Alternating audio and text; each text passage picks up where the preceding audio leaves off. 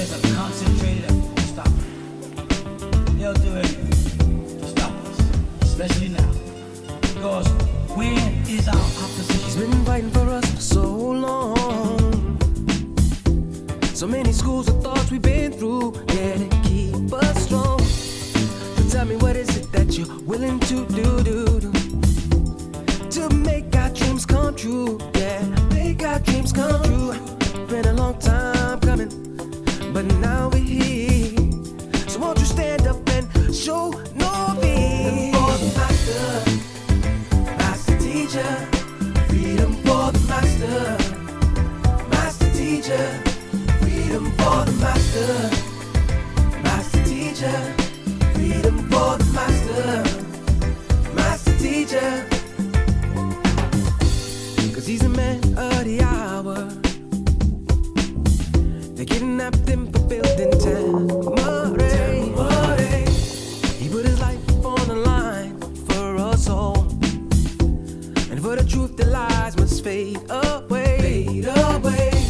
It's been a long time coming. Yes, let's be strong. For the 7 seals are breaking. It won't be long to make our dreams come true. For a life that's new. Some are called and few are chosen.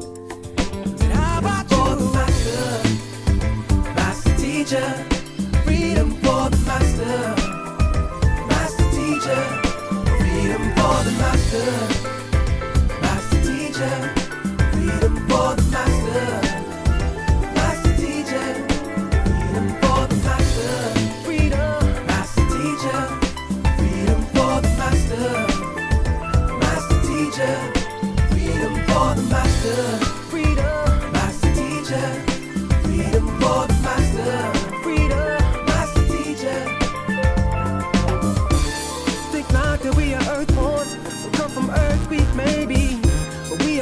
Spirit, and without knowing we could never be free. Knowledge of this was lost when we were cast into blindness. The master teacher came and broke the chains of bondage. For the master, master teacher, freedom for the master, freedom, master teacher, freedom for the master, freedom, master teacher, freedom for the master.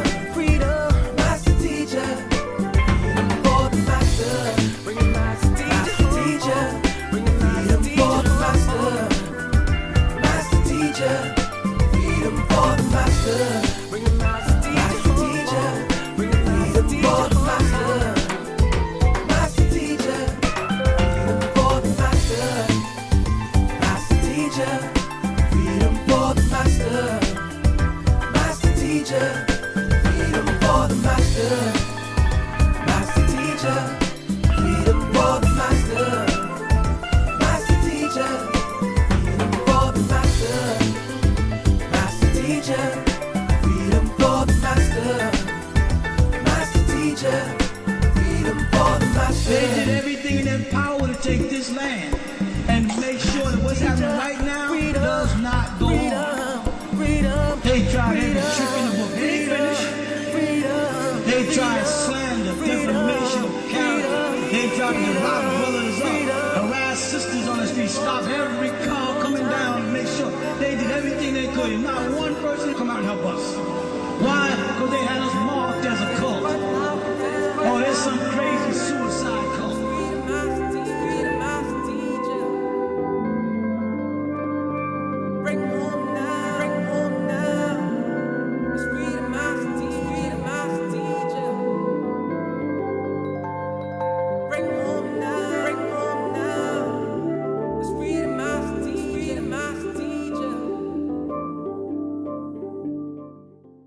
There's a concentrated effort to stop it. They'll do anything to stop us, especially now. Because when is our black religion or black Christianity? Whoa, whoa, whoa, whoa, whoa. What are we doing here? Yeah, let's expand it. Alright, so Wu-Sabat, OSM Vision has dropped the documentary that they've been talking about since the first video. Now, I've been here since the first video, I've been watching most of their videos.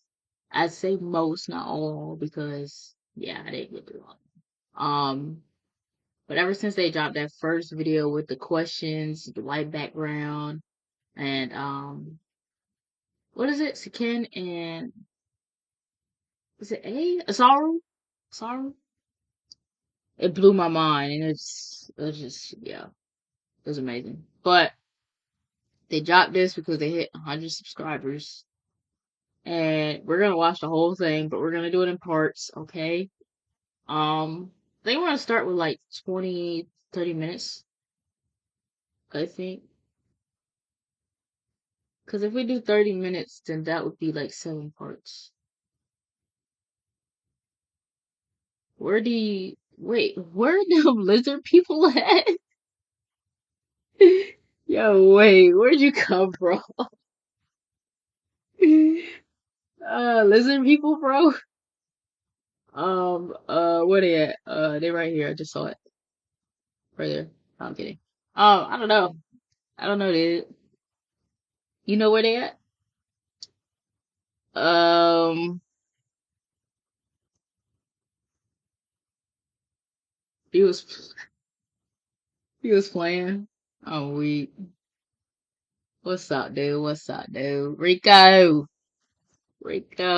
Suave in the building. Rico Suave in the building. Can you stop circling? You're killing me. He's yelling. Why is he yelling? Alright, we're finna hop into this. 25, 30 minutes. I think that's... How long have I been live for, gang? Okay, yeah, that's not bad, that's not bad. 30 minutes. Proper black history. You won't get it nowhere else at all. Islam is a beautiful religion for the Muslims. Christianity is a beautiful religion for the Christians. As Sabaeans, we have our own culture, our own scriptures, our own way of life, which is Wu-Sabat.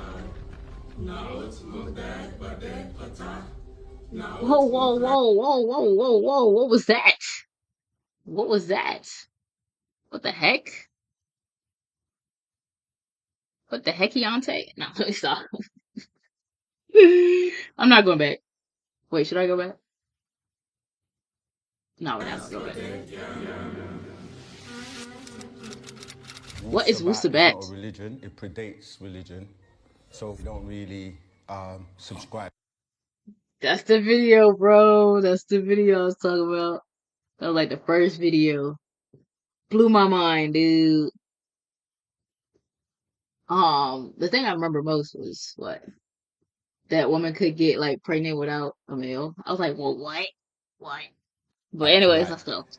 The monotheistic religions, and even when you get to Africa, you know, people might talk about Egypt or Kemet or these various names, but our ancestors, they actually go back to the stars from the Orion and Sirius constellation. In the Bible, Genesis, Adam and Eve, Yeah. what color were they? So he was Hindu. Adam was from Atum and Lilith. Those were his parents. We've got their pictures in our scrolls as well. So how do we get pictures? As 9 ether beings, we can travel to different times. We can go backwards in time and forward in time. We can go into different dimensions. We can be channeled. Yo, I have watched many false teachers pass. I have watched. this is legit. This is legit. They can legit like drop this on, I don't know, movie theater, shoot, Netflix, Hulu, shoot, what the heck? I have watched many false teachers pass. I have watched churches who has come not to change the books, but to untangle and straighten and put them in an order that can be read and understood by any and all. No one in the heavens above or below the earth or under earth has the ability to make all of the true untampered scriptures, which are the words of the Most High, so clear. For I do not speak from myself, but the words flow through me from the very lips and hearts of those myself, but the words flow through Got me the crystals? from Got the crystals, dude. Got the crystals, dude. Let me see.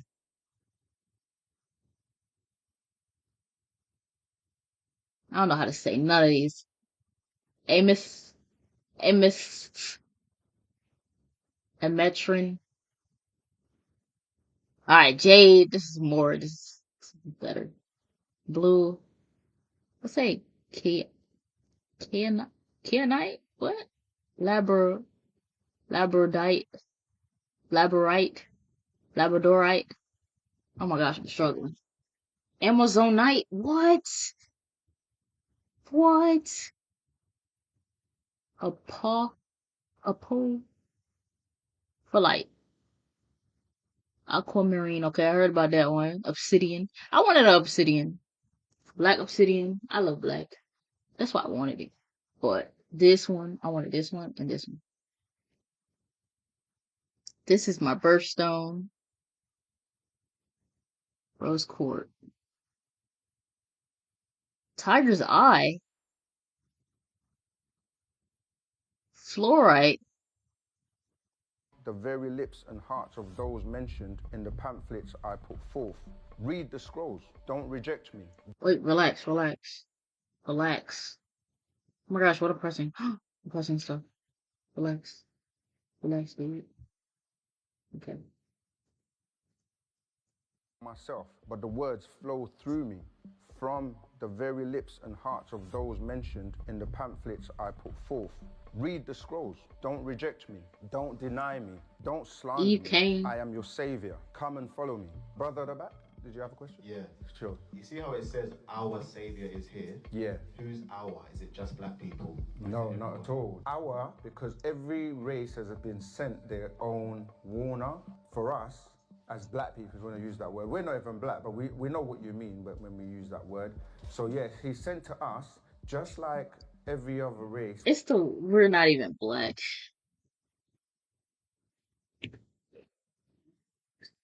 For us, as black people, if you want to use that word, we're not even black, but we know what you mean when we use that word. So yes, he's sent to us just like every other race was sent their warner. But these beings, they have a message for the entire world, because what they teach is for humanity. That's what Dwap was about. Sound, right, nothing else. All we wanted the facts. We've accepted the faith. We had faith in Allah. We had faith in Christ. We had all the faiths we get. We had bags of faith. We had our foot on the radio. We had our knees and forehead on the ground. I mean, we Trinidad, bro. You know what? I'm gonna have to see if I can actually literally go to their store when I go down to Trinidad, bro. I'm gonna see if I can find some people.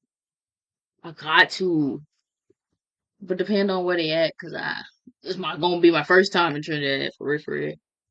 August, I'm so excited, bro. I'm so excited. I'm trying to put, bro. Oh my gosh, I need to see this picture. Let's put this way. Okay, that's better. Trinidad. Nah. The fact that Trinidad is part of this. Yeah. we had our knees and forehead on the ground. I mean, we reached out for God, every which way.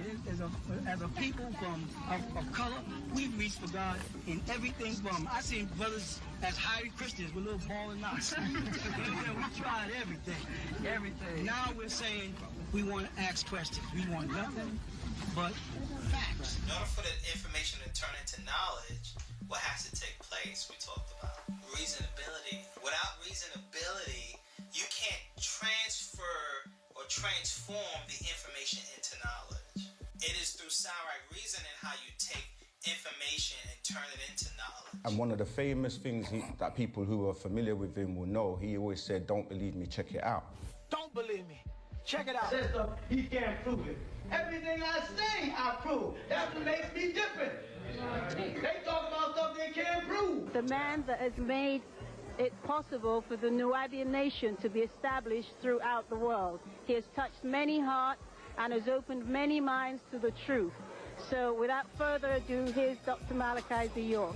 They're gonna know who I am. They're gonna realize. Whoa. Is this his song? I think he rapped or something. He did music. That song came out of nowhere. So without further ado, No. here's Dr. Malachi Z. York. They're gonna know who I am. They're gonna realize by this book who I really am. What woke you up to the New World Order, these globalist elites and eugenicists? The main thing that woke me up to it was a writer named Dr. York, a spiritual teacher from Brooklyn. He had a whole community over in Bushwick, on Bushwick Avenue, called the Answer Allah community. Whoa, I didn't even notice that. That's Jay-Z?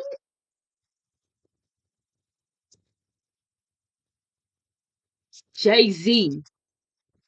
Over in Bushwick, on Bushwick Avenue, called the Answer Allah community.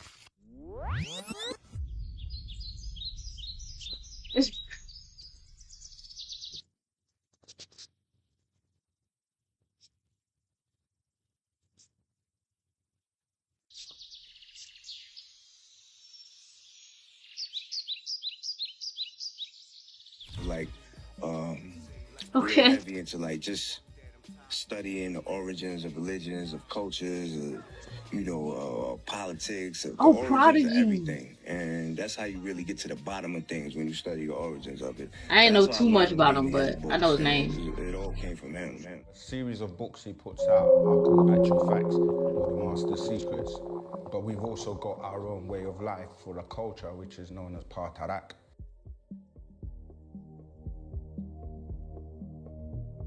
Chapter 2? Master teacher's written Extraterrestrial. No, why did I say it like that, bro? He's got an extraterrestrial. So this would be crash retrieval. This is a crash retrieval in New Mexico. The different descriptions of the Greys, Draconians, Maccabeans, beings from Benetrak, the Roswell incident, Roswell, the autopsy of the extraterrestrial, the Tyros.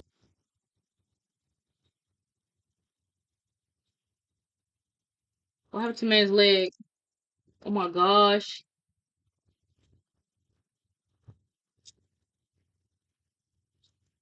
Track, the Roswell incident, autopsy of the extraterrestrial, the Tyros, cone heads. I watched Roswell TV show. That TV show is, I loved it. I loved it. They kind of ended it kind of weird, but whatever. So they come from the Gemini star constellation. Now the Teros, who people know as the cone-shaped heads, right? They have 48 chromosomes. And because the human being, or humans, have 46 chromosomes, that's 23 from your mother and 23 from your father, giving you 46. When they mixed with the humans, they produced a being with 47 chromosomes, which basically resulted in what people call Down syndrome. And that's why no matter what race you are, if you have those 47 chromosomes or Down syndrome, then you're gonna have the same features regardless of whether you're black, white, Chinese, etc. So you've got other descriptions here. The Dwayne is as well. These are the short, porcupine-looking types of Bro, they look like somebody. Some creature for some movie.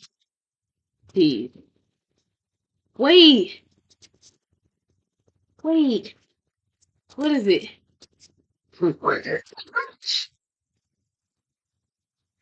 Yo, no, that look like the Grinch.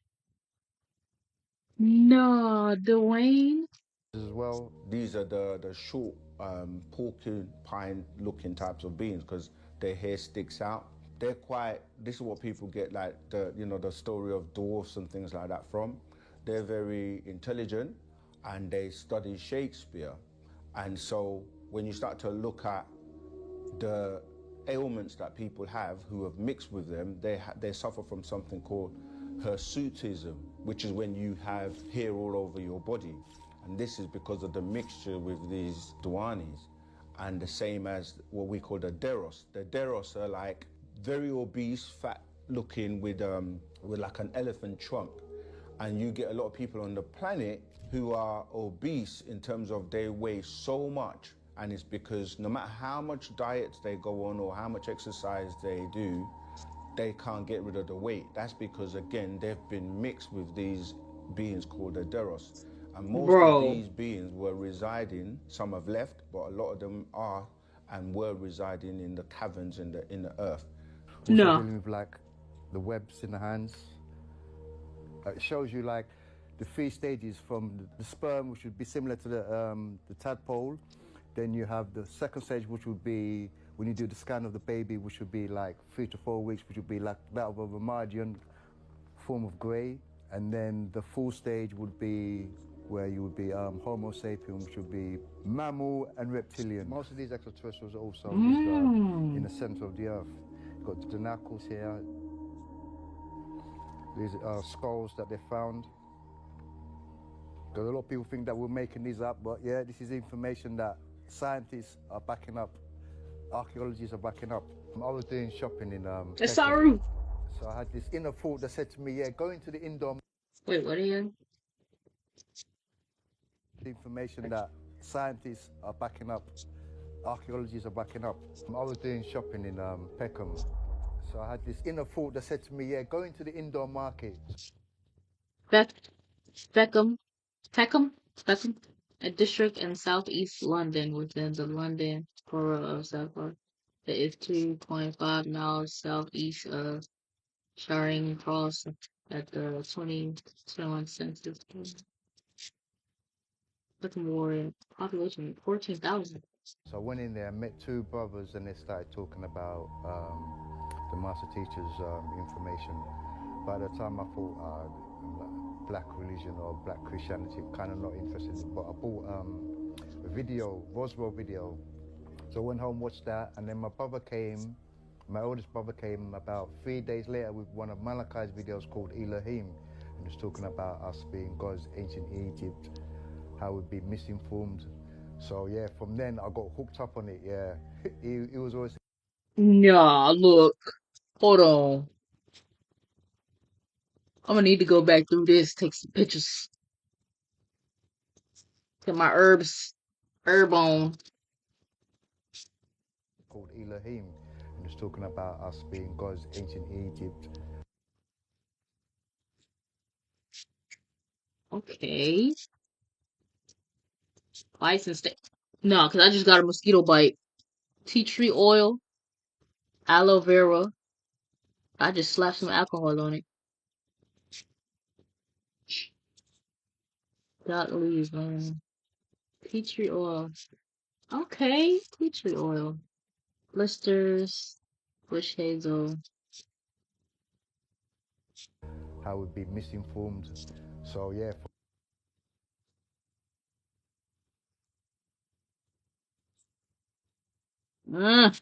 Cold wet tea bag. You know, my mom always told me, put butter on my burn. Then I realized, lately, you're not supposed to do that. What the heck? Colds. Mullein tea, lemon juice, ingestion, tea tree, eucalyptus, olabas oil, ensure correct regular supply of zinc and vitamin C. From then I got hooked up on it, yeah. He was always saying that just use the... A lot of stuff is tea tree oil. Earache, warm olive oil drop into the air. Wort oil. Headaches, feverfew. Meadows, wheat, vervain.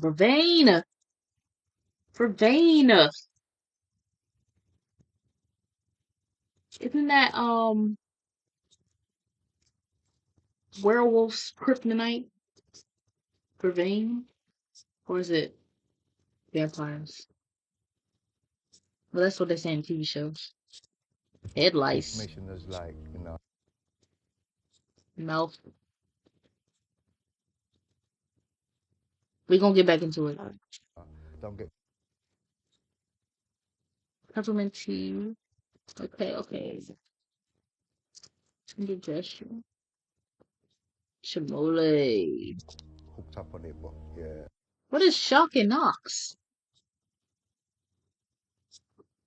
What is shock and knox? Sleepiness, sore throat, time inhalation, sage tea gargle, warm salt water gargle, tea tree oil. A lot of tea tree oil. I need to give me some tea tree oil at this point. Apple vinegar. Oh, that stuff is disgusting. Around the neck. Got hooked up on it, man. Wait, let me see the toothache. Hooked up on it, but yeah, got hooked up.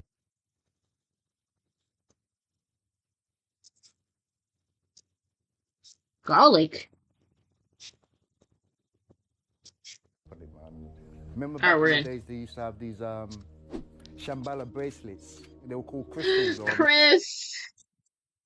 Chris, I'm gonna see you soon. Back in the days they used to have these Shambhala bracelets. They were called crystals or made out of crystals. So this will be tying into these. See Shambhala. Crystal City. Another extraterrestrial. This person here. Visit the White House so people can do some research on Valiant 4. What? We say the master teacher's already read about him. My name's Basta Nafartat Anku and I manage the Nishat store here in Croydon. I heard about Wu-Sabat or Nawapians about 30 plus years ago. I was visiting a friend. We were just laughing and joking, and then I could hear a voice in the background. He had a videotape of the master teacher, Dr. Malachi Ziyur. Assalamu alaikum wa rahmatullahi ta'ala wa barakatuh. أشهد أن لا إله إلا الله وحده لا شريك له. أشهد أن كل رسول الله. I bear witness. Hold on. During each school, the master teacher would fully immerse himself and followers into what he was teaching in order to give a full overstanding. Muhammadism.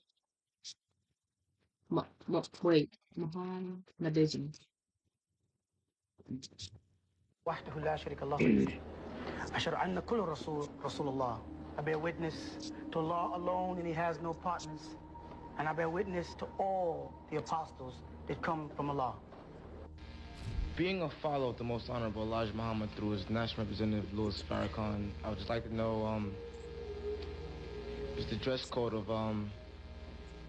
bow tie and suits, is that in any way an abomination of Allah's will compared to the Ansaru community with white garb? The dress code of the Nation of Islam serves its purpose in that which Minister Louis Farrakhan is trying to get across to the people if you pay attention to him. He is talking about what the white man owes you. Right. And how you should go about trying to get it. He's talking about the possibility of a return to a place called Nubia. Listen close now. I didn't say Africa. Africa is a curse word. Akubaland is a curse word.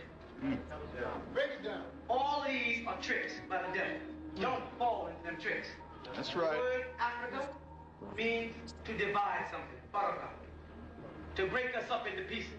And that's why when you get to Mother, the home of Nubia, you find Nigerians, Ghanaians, or Ghana, what do you call it, Sierra Leone, Morocco, Libya, Sudan, Ethiopia. And if you talk to an Ethiopian, he'll say he's not what a Sudanese is. You talk to the president of Nigeria, he'll say he's not what an Ethiopian is. But here in this country here, they're all Christians. And they break their Christianity down into denominations. They're denominations. But they still say one nation under God. Hey yo. Hey yo. Hey yo. And they'll say it's not impossible to divide it, indivisible, they say. But when it comes to us, the Muslim family, we call ourselves Sunni or Shia or Bilalian or the 5% nation or the Israelite Hebrews Islam, we all want to be divided.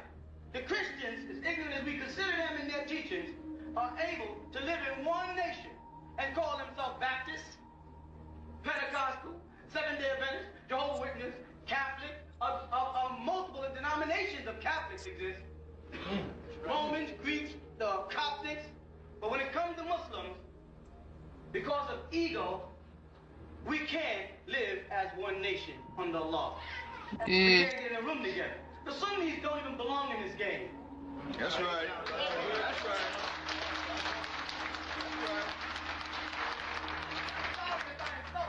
You don't belong in this game because you're not saying you're black. Bring it out, bro. And if you're not black, you don't belong in this room with us. All right now. It's a black thing. That's right. That's right. We are family. And if you can't see who the devil is, in 1990, Wake us up. Wake us up. if you can't see what the devil is doing all over the world today to people, our people, people of color, then you're blind, brother. That's right. And the Quran says you're blind. That's crazy that that's still happening. Oh, yeah. Not as bad, but still bad, but that's crazy. Police brutality. Deaf, blind, so they will How know. they deaf? Because regardless of how many times Malcolm X jumps up and down, or Noble Drew Ali jumps up and down, or Clarence 13X jumps up and down, or Minister Louis Farrakhan jumps up and down, or Yahweh Ben Yahweh jumps up and down, regardless of how many times black people jump up and down to make you see the white man don't love you. The white man loves his dog more than he loves you.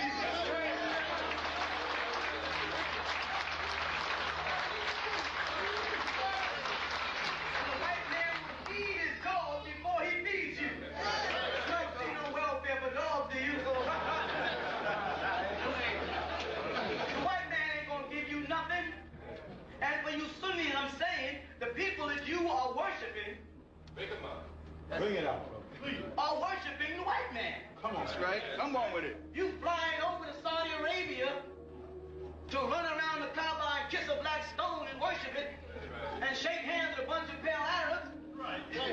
And they call Minister Louis Farrakhan over there. Go ahead.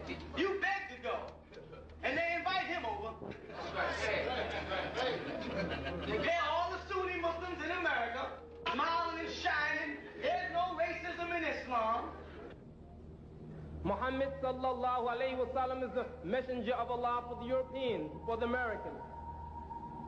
Out of all the brothers in the United States, the Saudi Arabians invite Minister Louis Farrakhan, knowing he's teaching from the teachings of the Honorable Elijah Muhammad, knowing that he taught that the white man is the devil and Mr. Worthy Muhammad. You cannot reform the devil.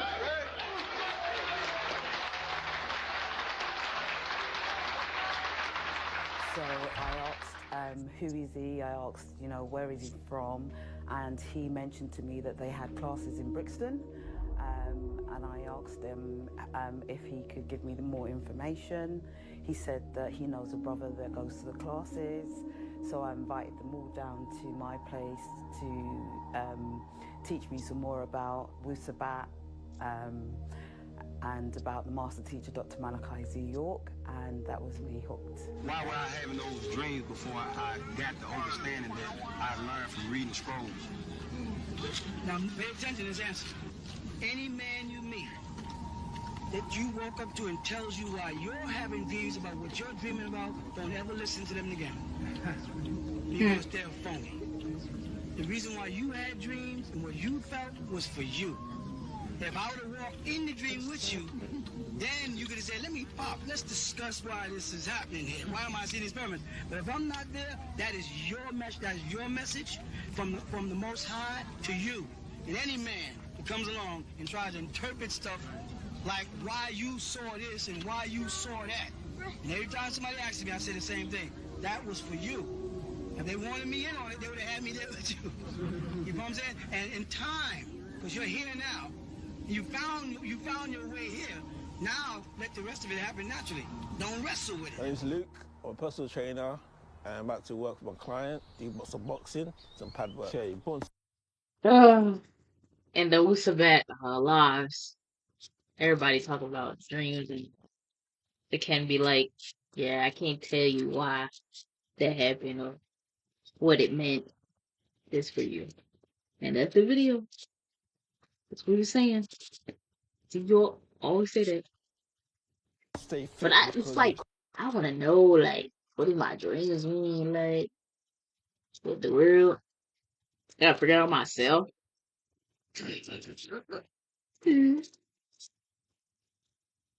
Alright, what we got going on now?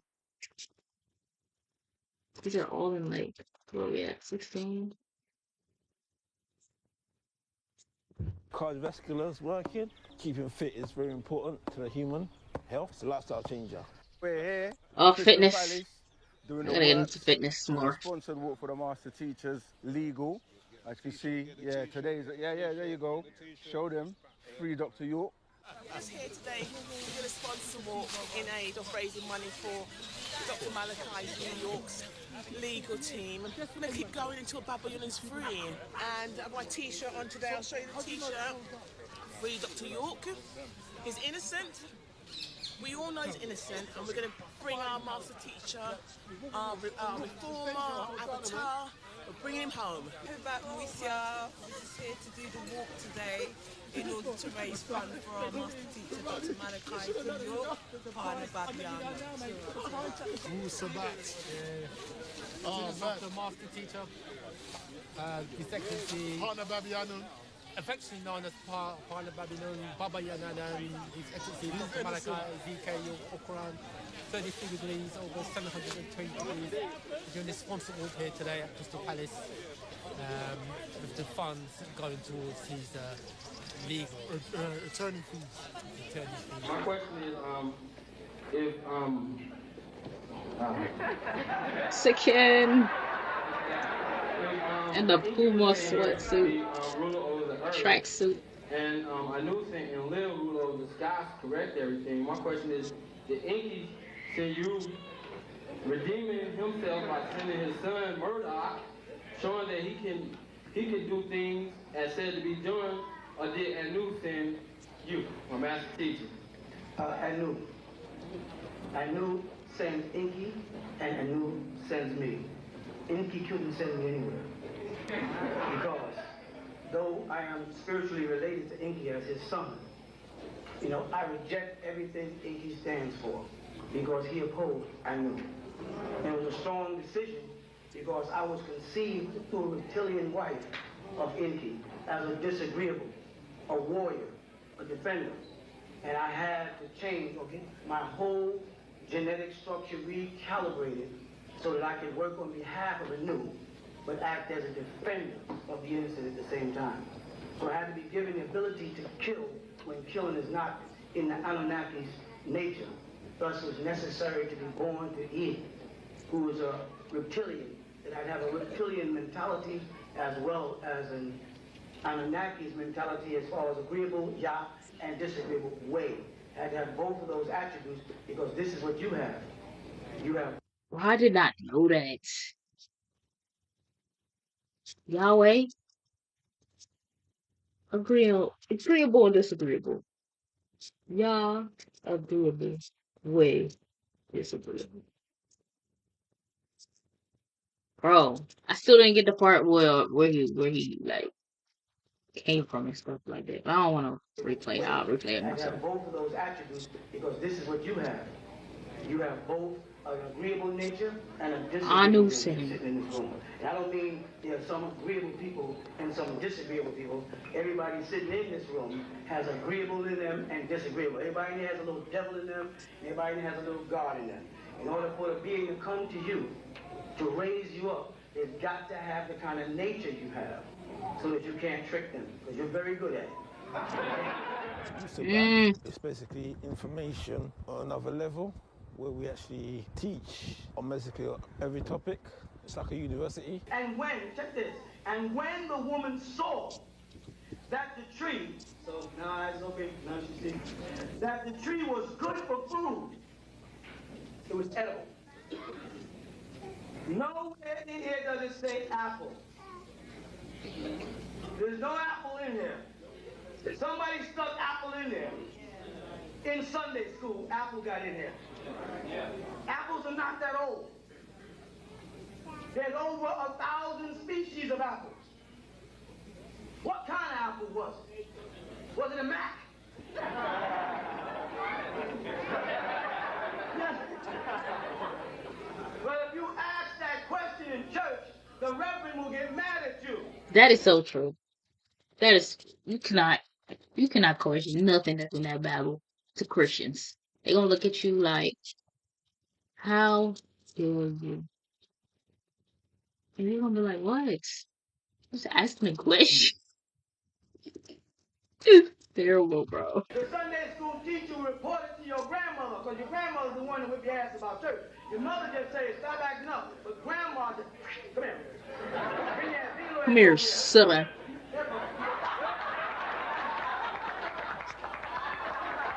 Dang, he look funny. Wow. Sakim was right. You know that switch I'm talking about, that singing switch.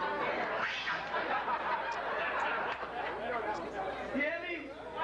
Just because something inside of me, something says, Ma, you know, well, if Adam and Eve were the only people on the planet and had 2 sons, Cain and Abel, where did they get their wives from? What? You little heathen? Nah, stop. That's where it started. That's where the block got placed in. So when I start talking about you, you start going, ouch. Even you grown, you still get that sound. Your mind is conditioned not to question this book. So you start saying, that man crazy. No, this man got beat so many times that his grandmother's arm got tired. And then she said, what do you want to know, boy? I said, I don't know.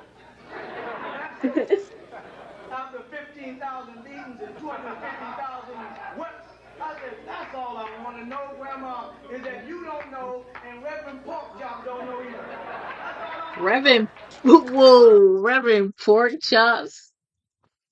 And Reverend Porkchop don't know either. That's all I want to know. Dang, he was really funny. Who are the people in the land of Nod? Well, he is. Not like he's gone yet. Says Cain left the garden and went to the land of Nod, and nobody was on the planet with Adam and Eve and Cain and Abel. So if you go to the land of Nod, nobody was there. Is it me? Is it only me? I mean, am I crazy because I see things like this?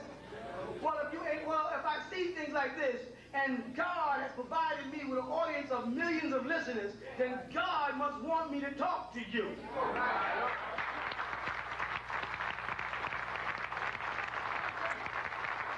want you to hear this now. It must be time to hear it. Because people are coming to Nawapo from all walks of life. We got people in Russia, all in Malaysia. In Nigeria, there's a conflict going on because our people are spreading it over there and the Muslims are getting mad.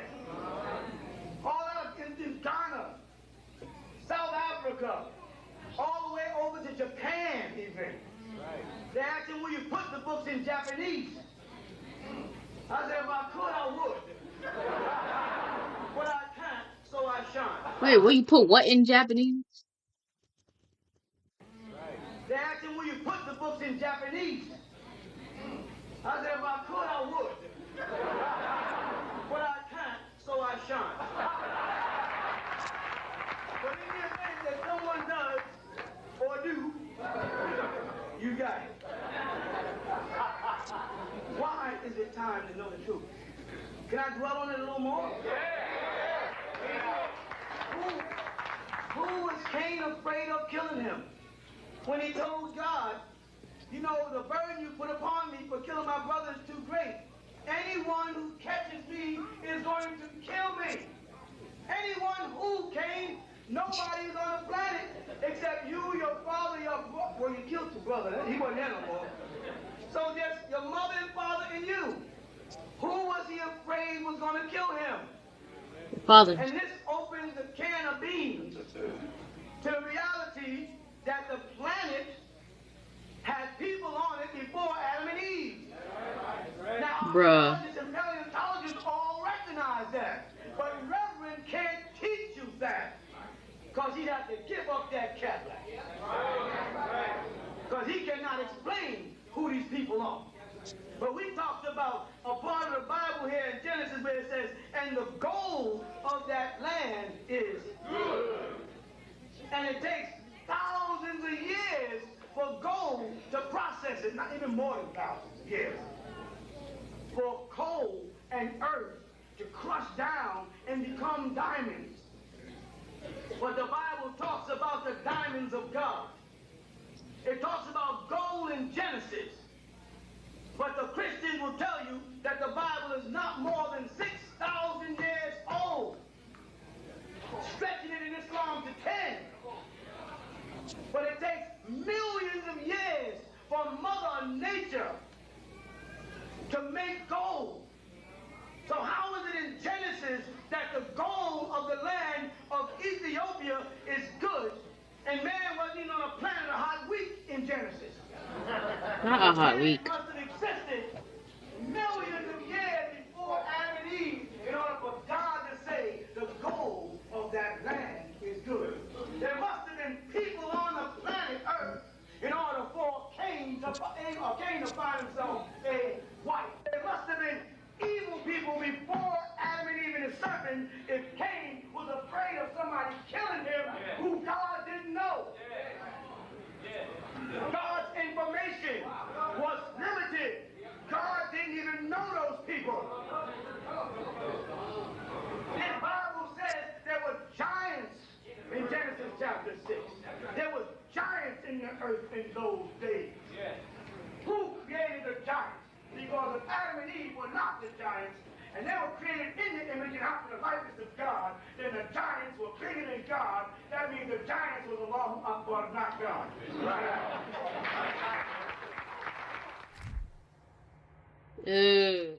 Proper black history.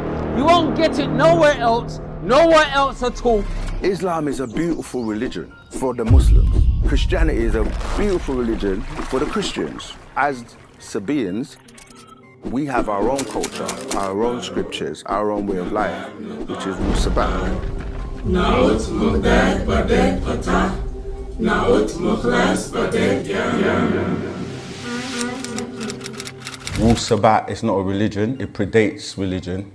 So we don't really subscribe to like the monotheistic religions. And even when you get to Africa, you know, people might talk about Egypt or Kemet or these various names, but our ancestors, they actually go back to the stars from the Orion and Sirius constellation. In the Bible, Genesis, Adam and Eve, what color were they? He was a Hindu. Adam was from Atum and Lilith. Those were his parents. We've got their pictures in our scrolls as well. So how do we get pictures? As 9 ether beings, we can travel to different times. We can go backwards in time and forward in time. We can go into different dimensions. We can be channels. I have watched many false teachers pass. I have watched churches who has come not to change the books, but to untangle and straighten and put them in an order that can be read and understood by any and all. No one in the heavens above or below the earth or under earth has the ability to make all of the true untampered scriptures, which are the words of the Most High, so clear. For I do not speak from myself, but the words flow through me from the very lips and hearts of those mentioned in the pamphlets I put forth. Read the scrolls. Don't reject me. Don't deny me. Don't slander me. I am your savior. Come and follow me. Brother at the back, did you have a question? Yeah. Sure. You see how it says our savior is here? Yeah. Who's our? Is it just black people? No, not at all. Our, because every race has been sent their own warner. For us, as black people, if you want to use that word. We're not even black, but we know what you mean when we use that word. So yes, he's sent to us, just like every other race was sent their warner, but these beings, they have a message for the entire world, because what they teach is for humanity. That's what Nuwapo is about. Sound, right, nothing else. All we wanted the facts. We've accepted the faith.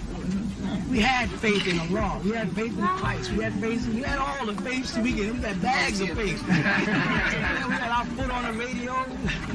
We had our knees and forehead on the ground. I mean, we reached out for God, every which way. As a people of color, we've reached for God in everything from, I seen brothers as highly Christians with little ball and knots. We tried everything. Now we're saying we want to ask questions. We want nothing but facts. In order for the information to turn into knowledge, what has to take place? We talked about reasonability. Without reasonability, you can't transfer or transform the information into knowledge. It is through sound reasoning how you take information and turn it into knowledge. And one of the famous things that people who are familiar with him will know, he always said, "Don't believe me, check it out." Don't believe me. Check it out. Says stuff, he can't prove it. Everything I say, I prove. That's what makes me different. They talk about stuff they can't prove. The man that has made it possible for the Nuwaubian nation to be established throughout the world. He has touched many hearts and has opened many minds to the truth. So without further ado, here's Dr. Malachi Z. York. They're going to know who I am. They're going to realize by this book who I really am. What woke you up to the New World Order, these globalist elites and eugenicists? The main thing that woke me up to it was a writer named Dr. York, a spiritual teacher from Brooklyn. He had a whole community over in Bushwick, on Bushwick Avenue, called the Answer Allah community.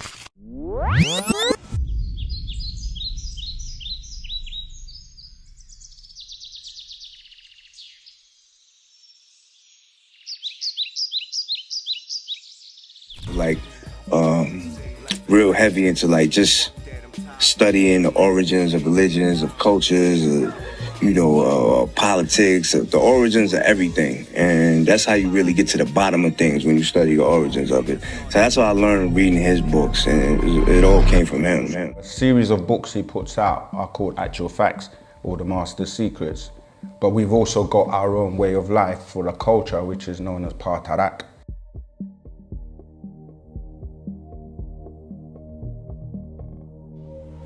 Master Teacher's written various amount of books on extraterrestrials. He's got an extraterrestrial. So this would be crash retrieval. This is a crash retrieval in New Mexico. The different descriptions of the Greys, Draconians, Maccabeans, beings from Benetrak, Roswell incident, autopsy of the extraterrestrial, the Tyros, cone heads. So they come from the Gemini star constellation. Now the Tyros, who people know as the cone-shaped heads, right? They have 48 chromosomes. And because the human being, or humans, have 46 chromosomes, that's 23 from your mother and 23 from your father, giving you 46. When they mixed with the humans, they produced a being with 47 chromosomes, which basically resulted in what people call Down syndrome.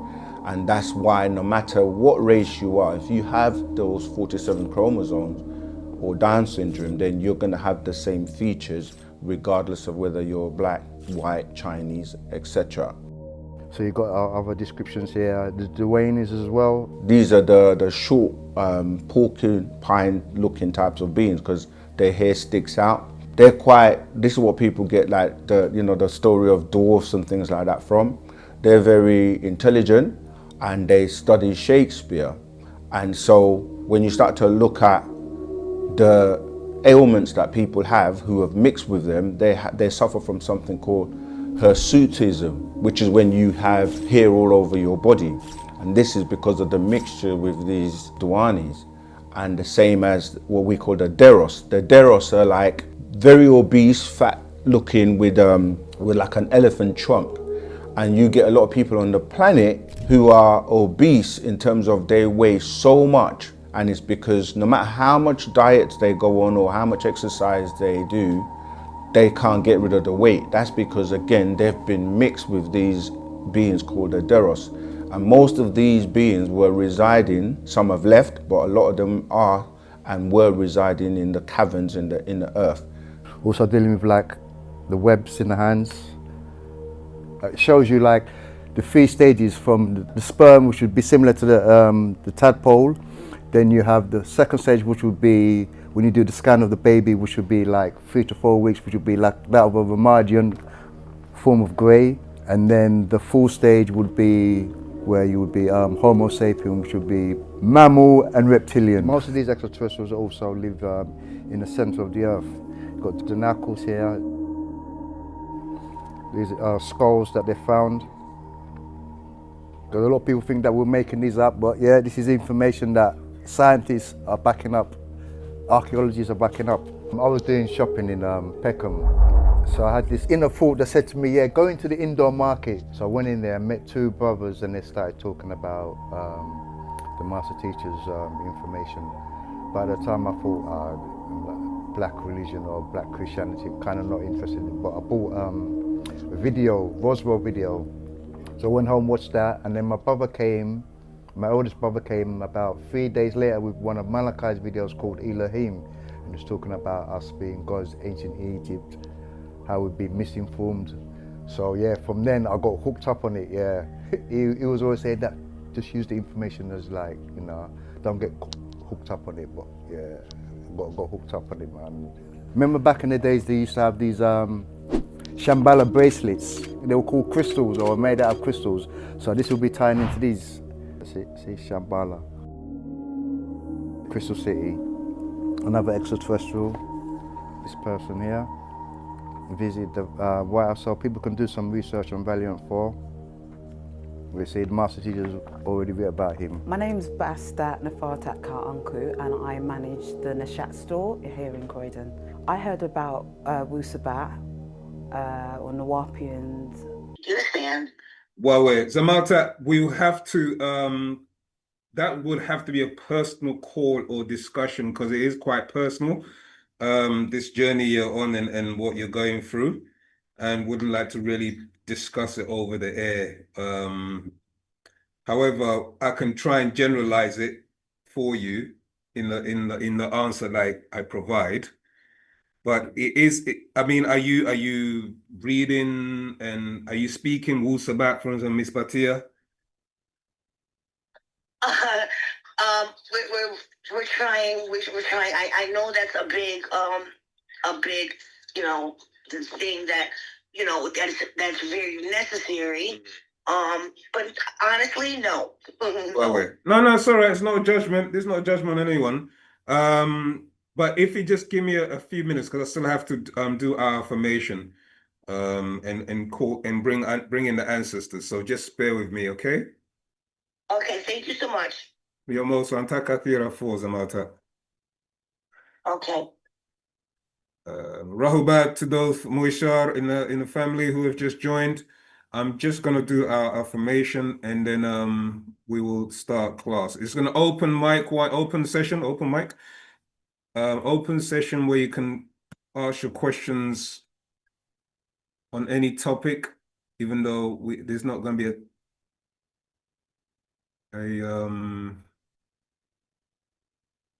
a topic class today. So you're free to ask your questions. Just like to introduce myself, I am known as Usie Ka'areye or Ranan Kawun, Usie Ka'areye, also known as Kwabena. I'm a student teacher of the master teacher, Pa Nabab Ya Nun.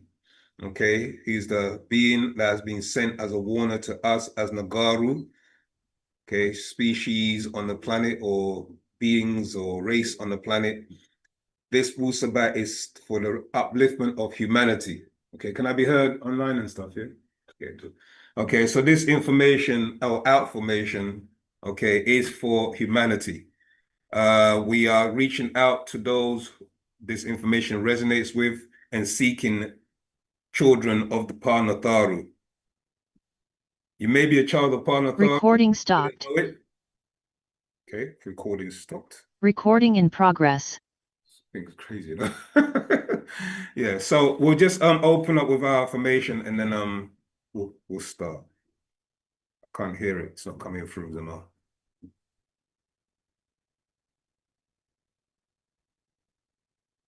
Try this one. I think it's the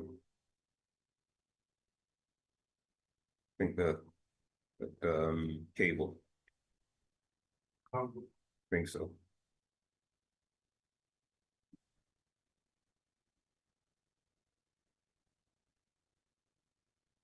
Try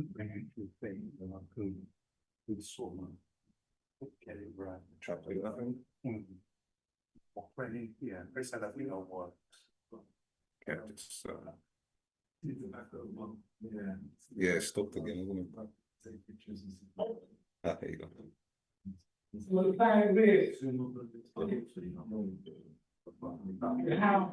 Right, just with the fever and the rays were coming through when the three stones crisscrossing, and okay. people were dying out of.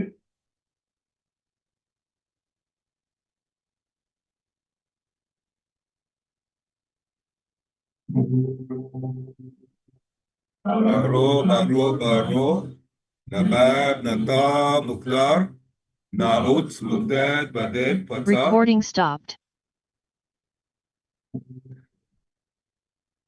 Baro, Recording in progress. Naut, Mugdad, Baded, Pata. Naut, Muklas, Baded, Yanun. Anuki, Jawefpa, Ashuk, Emba, Out. Ukalel, Ashuk, Kawun, Jawef, Nia.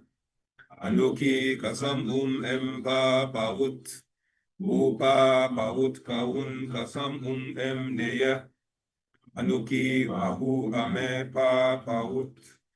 Upa, Baut, Kawun, Wahu, Ame, Nia. Nako kado najo ame kasam empa paut. Uchabo ame mushkasu.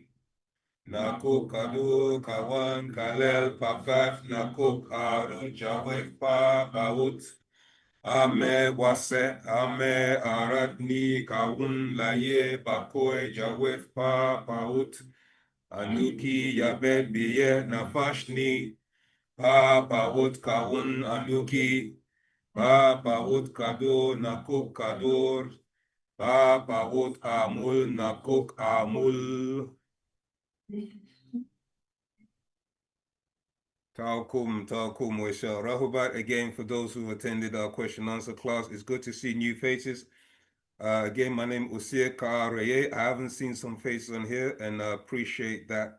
We can see that Wu-Sabat is transforming and is spreading across the world to see new faces. That means our works that we're doing, okay, it's working. It's working very well. Brixton and OSM and TikTok and all the other platforms that we are currently on, okay. As I said earlier, Dr. Malachi Zejok, also known as Pa Nabab Yanun, is a spiritual teacher, warner, and guide for Pa Nagaru, the Nagaru race. The Nagaru race are those descendants of Africans, ancient Africans who walked from the Nile River and spread across the world, across the African continent, and became many tribes, many families, etc. Along the way, there was many interceptions. These interceptions occurred by way of extraterrestrials, occurred by way of invasions, occurred by way of different alien forces coming in and mixing in with us, producing many tribes and families, etc., and many splinters of that. Okay, and in all of that was going on, the DNA was getting scrambled. As the DNA got more scrambled and more diversified, many people started to lose the memories of their way of life, their ancestry, their culture, etc. So it has to take somebody in who's like us, who knows us, and the cycle for us as Nagarus every 24,000 years, rounded off to 25,000 years, a warner is sent to their own, okay, not just to just teach knowledge, okay, but it's also a recycling. a renewal of our way of life. And that has been one that is sent is to do that, is to renew our way of life and to bring us back to how we used to be on this planet as supreme beings, as deities. So knowing that, and there's questions on your mind, please ask away as we open up this class. Tawakum, Musa. Who's got the first question? Don't be shy now. I've just introduced myself. Any question, not big, not too small. You know, think about your question, formulate it. We'll do our best to answer it. Silence in the house. Yeah, yes, my brother. Come to the front with the mic. If you use the mic, because yeah, the thing is, we like to, we're doing the recording, so we like to see your handsome face. Yeah, I know I'm handsome. Thank you. So, if Dr. Malachi York, what is he from the future? He's a future that's come from the future to our past. That's right. So he must have known he was going to get incarcerated then.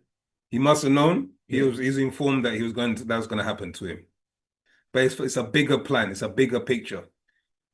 You understand? Because the only thing that I can't get my head around is if he's this unique being, which I kind of believe he is. Yeah. Yo, come out of prison. No. Okay. Put it this way. This is just an analogy. Okay. Can you do everything that your father does? Okay. Did your father make sacrifices for you to grow up and be who you are? Yes, in some way, yeah. Yeah? Yeah. Likewise, a being has sent, and his sacrifice is for us as Nagaru.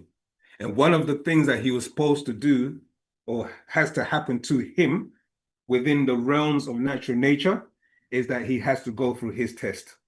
This is his journey that he has to fulfill.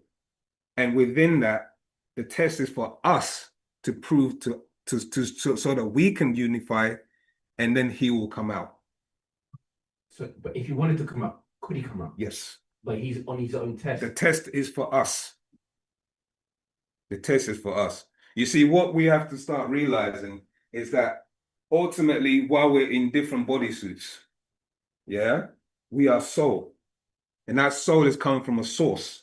And that source is one. He's given us so many different ways of trying to explain that we are one being. One of the movies he's told us to watch is The Dark Crystal. Okay, in The Dark Crystal, it shows you there's two types of forces, and then those two forces combine to become one being. You have negative and positive polarities, which you call your will, or which you call your good and bad inside of you.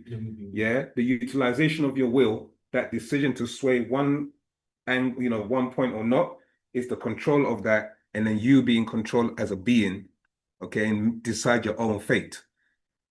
Do you understand? Yeah. So as much as he can walk out, that is not what is supposed to happen. We are supposed to show by way of our ancestors that we can do it. Okay. You see what I'm saying? Our ancestors are watching us, but he has come to guide us to the realms or reality of knowing who you truly are. And who you truly are is that you're a divine being, you're a spiritual being, you're an ether being. You have the powers, the ability. All this fear and negativity that we have is all born by way of 6 ether forces that have mixed in with us. Okay. Does that make sense? Yeah. But a lot of people don't understand that reality. They think, oh, why can't he just walk out and, do you know what I mean? He can levitate. You see, they look for this. What happens is they put him into the Superman and the Jesus bracket. No, I understand. You know, so that's not how. He's never said he's the Messiah. Do you know what I'm saying? To the world, he's our savior. Yes, you know, he's come to save us, the Nagaru race, because every warner is sent to every race. Yeah. So what about if his time runs out and he doesn't get out? That we failed him. That's right. We failed ourselves. And then, as he says, may God have mercy on your soul. What he means by that is this. Our job, okay, is to wake up humanity, the upliftment of humanity. We are taught in Wu-Sabat that beyond this physical body, there's other beings that reside within us and around us and live amongst us. Yeah. Yeah, those beings are children of the extraterrestrials. Not all of them are agreeable. Some of them want control and control this planet, and the control the beings that are on this planet. Did you understand? Yeah. Now, if we don't have our protection because the being that came to warn us has to leave, we no longer have a protection. What happens to us then? We become food. We become slaves to those beings. You're telling us an extraterrestrial is going to come and eat us? Extraterrestrials have different ways of eating you. They can have you physically, or they can also drain your energy. They can take your soul. And one of the most important things about us is our soul. Because our soul, some extraterrestrials know that your soul can open up dimensions. Yeah? This is getting a bit deep for me now. All right, let's step it back a bit. Let's step it back a bit. No, I'm with you. Oh, you're with me. No, Okay, I'm okay, with you. okay. I'm just saying, because Yeah. someone else to hear this, they're going to sound. It sounds. That's right. It is going to sound But far-fetched. I believe that. Do you know what, my brother? Sorry. What sounded far-fetched 40 years ago? Yes, so let me give you an example. Like, I told somebody That's right. in 1950 Exactly. that I can give you a mobile phone. Exactly. And look at someone There from you here go. There in you go. China and Exactly. FaceTime, they will think I'm a madman. Yep, that's right. So that's right. So when you don't tell me stuff, I'm like, I believe this. Yeah. Because if I told someone 50, 60 years ago about iPhones, There you go. like, what iPhones? Yep. Like, You're what- crazy. You're mad. Lock him up. Lock you up. Yeah, Exactly. Yeah. Yeah. Okay, cool. Yeah. Sorry. No, it's fine. And that you put the analogy on. I was just gonna use that, and also the fact that, do you know what I mean? Being that he's given us so many prophecies or predictions, and he's told us he's a warner and a guide. So he's warned us of many things. He told us about the World War, Saddam Hussein. He's told us so many things that if you have doubt still about a being that's telling you all of this, then you deserve what's coming to you, really. Do you know what I mean? Do you know what I'm saying? Yeah. And that's why I've used the example of parents, because your parents, if you have loving parents, let's just keep it simple. If you have loving parents and they tell you, son, daughter, this is what has been prescribed for you, follow this. Yeah. Just what I'm saying. I'm going to give you a set of instructions. What's going to happen is I'm going to have to leave though. And when I leave, Recording stopped. don't understand it. When I leave, I want you to follow these set of instructions, no matter what. Yeah, even if people come into your house, do you know what I mean, and try Recording in progress.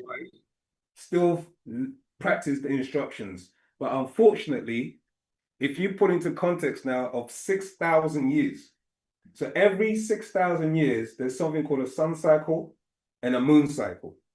And those cycles, beings were incarnating on different cycles at different times, to the point where the last moon cycle, when beings were manifested in flesh, this became your Caucasian race. And that Caucasian race, their nature is diabolical. Their nature is made up of different species of beings or creatures, and they're destructive by nature. They were given the last 6,000 years to rule this planet. So when is the last 6,000 years for them to rule the planet going to be over? It's over. But there's remnants that's taking place to us. Like, you know, when you have residuals? Yeah, okay. So there's a residual of still them in control. And we perpetuate it because we're still afraid to come out of their system. We're still afraid to start our own businesses. We're still afraid to work amongst each other and trust each other. You see what I'm saying? It's not just that. It's that when we were in their rulership from the moon cycle, it's called the moon cycle. Yeah. It came with it, them mixing in with us. So they've mixed in our blood. And when somebody's in your very fiber of your DNA and can influence you, you see what I'm saying? And where you go against your own nature and you fight against your brother and sister because they're in your DNA. It's like America right now. Exactly. Yeah. Yeah. You know, black on black crime. Exactly. All of that's taken up. Exactly. So, yeah. So who's going to rule for the next 6 months? Well, so there's another cycle, right? So there's a cycle that continues perpetually. So there's another 6,000 year cycle. That's who's going right. to run that? We will be running it if we get our stuff together. It's our time to rule. Yeah, but all this but I thought, I need facts. Are we going to do it, yes or no? It's up to you. You see, the helping hand, where's the helping hand? At the end of your own arm. That's the saying. Yeah, we're looking for a savior. That's why they created religion. Because religion then doesn't get you to do it by yourself. It gets you to wait for some being that's going to come 2,000 years ago and still ain't arrived. No one's coming. Yeah, but that's what brothers and sisters believe. You know what I mean? Yeah, and this is why we're caught in this trap. We're caught in a religious trap because we still can't fathom the fact that we are the deities, we are the gods. And the only way the change is going to happen is if we decide to make that change. Does that make sense? Yeah, no, 100%. Yeah. Yeah. I think that's my question for now. Yeah. No problem, my brother. Any more questions online? Or on Clubhouse, Zoom? Are we still live? Because I don't know if I can be heard. It keeps recording and then stopping. We're good, yeah? All right. Okay, any more questions? I have a question. All right, Rahubat, who am I speaking to? Stephen. Rahubat, Stephen, how you doing? I'm good, thanks. Our question is, yeah, I do like psychedelics and mushrooms and stuff like that. And like my thing is, so have you heard of panspermia before? Panspermia as in the science of how the planet was seeded, or you talking about panspermia as a drug? Basically, yeah. So like the science on how the planet Which was one? seeded. The latter or the former? By the mycelium network. Oh, right. Okay. So basically, okay, the mycelium eats rock, and then it shits out soil. Did you know? Okay. Yeah. And like basically, I'm listening. It's my thoughts is has he got a part to rook on actual magic mushrooms? And like they're Partner Babyanun doesn't we don't good question, but we don't advocate any form of drug stimulants or anything like that. But mushrooms or ain't any, a drug though. Hallucinogens, any hallucinogens or anything like that. If you're talking about in a sense of what, for it to open you up, you mean, or what are you looking for it to do? So we have the nervous system of the planet, yeah, which is actually the mycelium, and we have that within inside of ourselves, which is our nervous system. Yeah, so what I'm saying, basically, so you've got so above, so below. And the bigger picture is actually the mushrooms. Mm-hmm. Do you understand what I'm saying? And my thing is, this is what got me with brother Malachi Z York here, is that he doesn't talk on the mushrooms. Because the mushrooms is No, he does talk on the mushroom. No, hold on. Pause. He does, yeah? He does talk on the mushrooms because there's a That's mushroom why I asked, is there a part to rook on the actual mushrooms? On the mycelium he hasn't written a whole book on the subject. It's down to you really to do your research on that. But he has mentioned the reishi mushroom. Okay, the reishi mushroom is I'm chatting about the psychedelic side of it, because the way I've been taught by a Kalindi EE, yeah, so mushrooms actually built the pyramids, and is like the Egyptian culture is actually a mushroom culture. Do you know what I'm saying? Okay, my brother, that I don't know anything about. I haven't studied it anywhere or have any forms of scientific or factual proof. So we got Darren. A question. You got Darren. So we're not really going to venture down there. We don't. That doesn't in line. It's not in line with Wu-Sabat. So we'll just.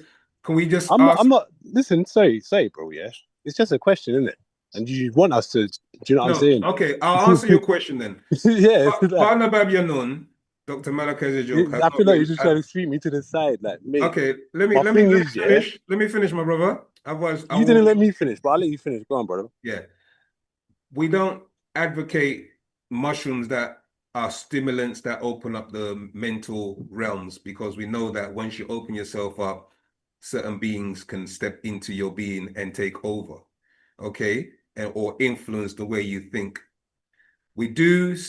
Can they do? Can they do that? Let me finish. We do teach the master. Dr. Malachi Zejok has written about the reishi mushroom, which is good for the cognitive mind, and also there's other mushrooms like shiitake and lion's mane, etc., which is very good for the receptive mind, but not as a hallucinogen, because of the fact that when you open yourself up especially your pineal gland, okay, you are accessing spirit forces or entities that can actually incarnate into you or take over your body.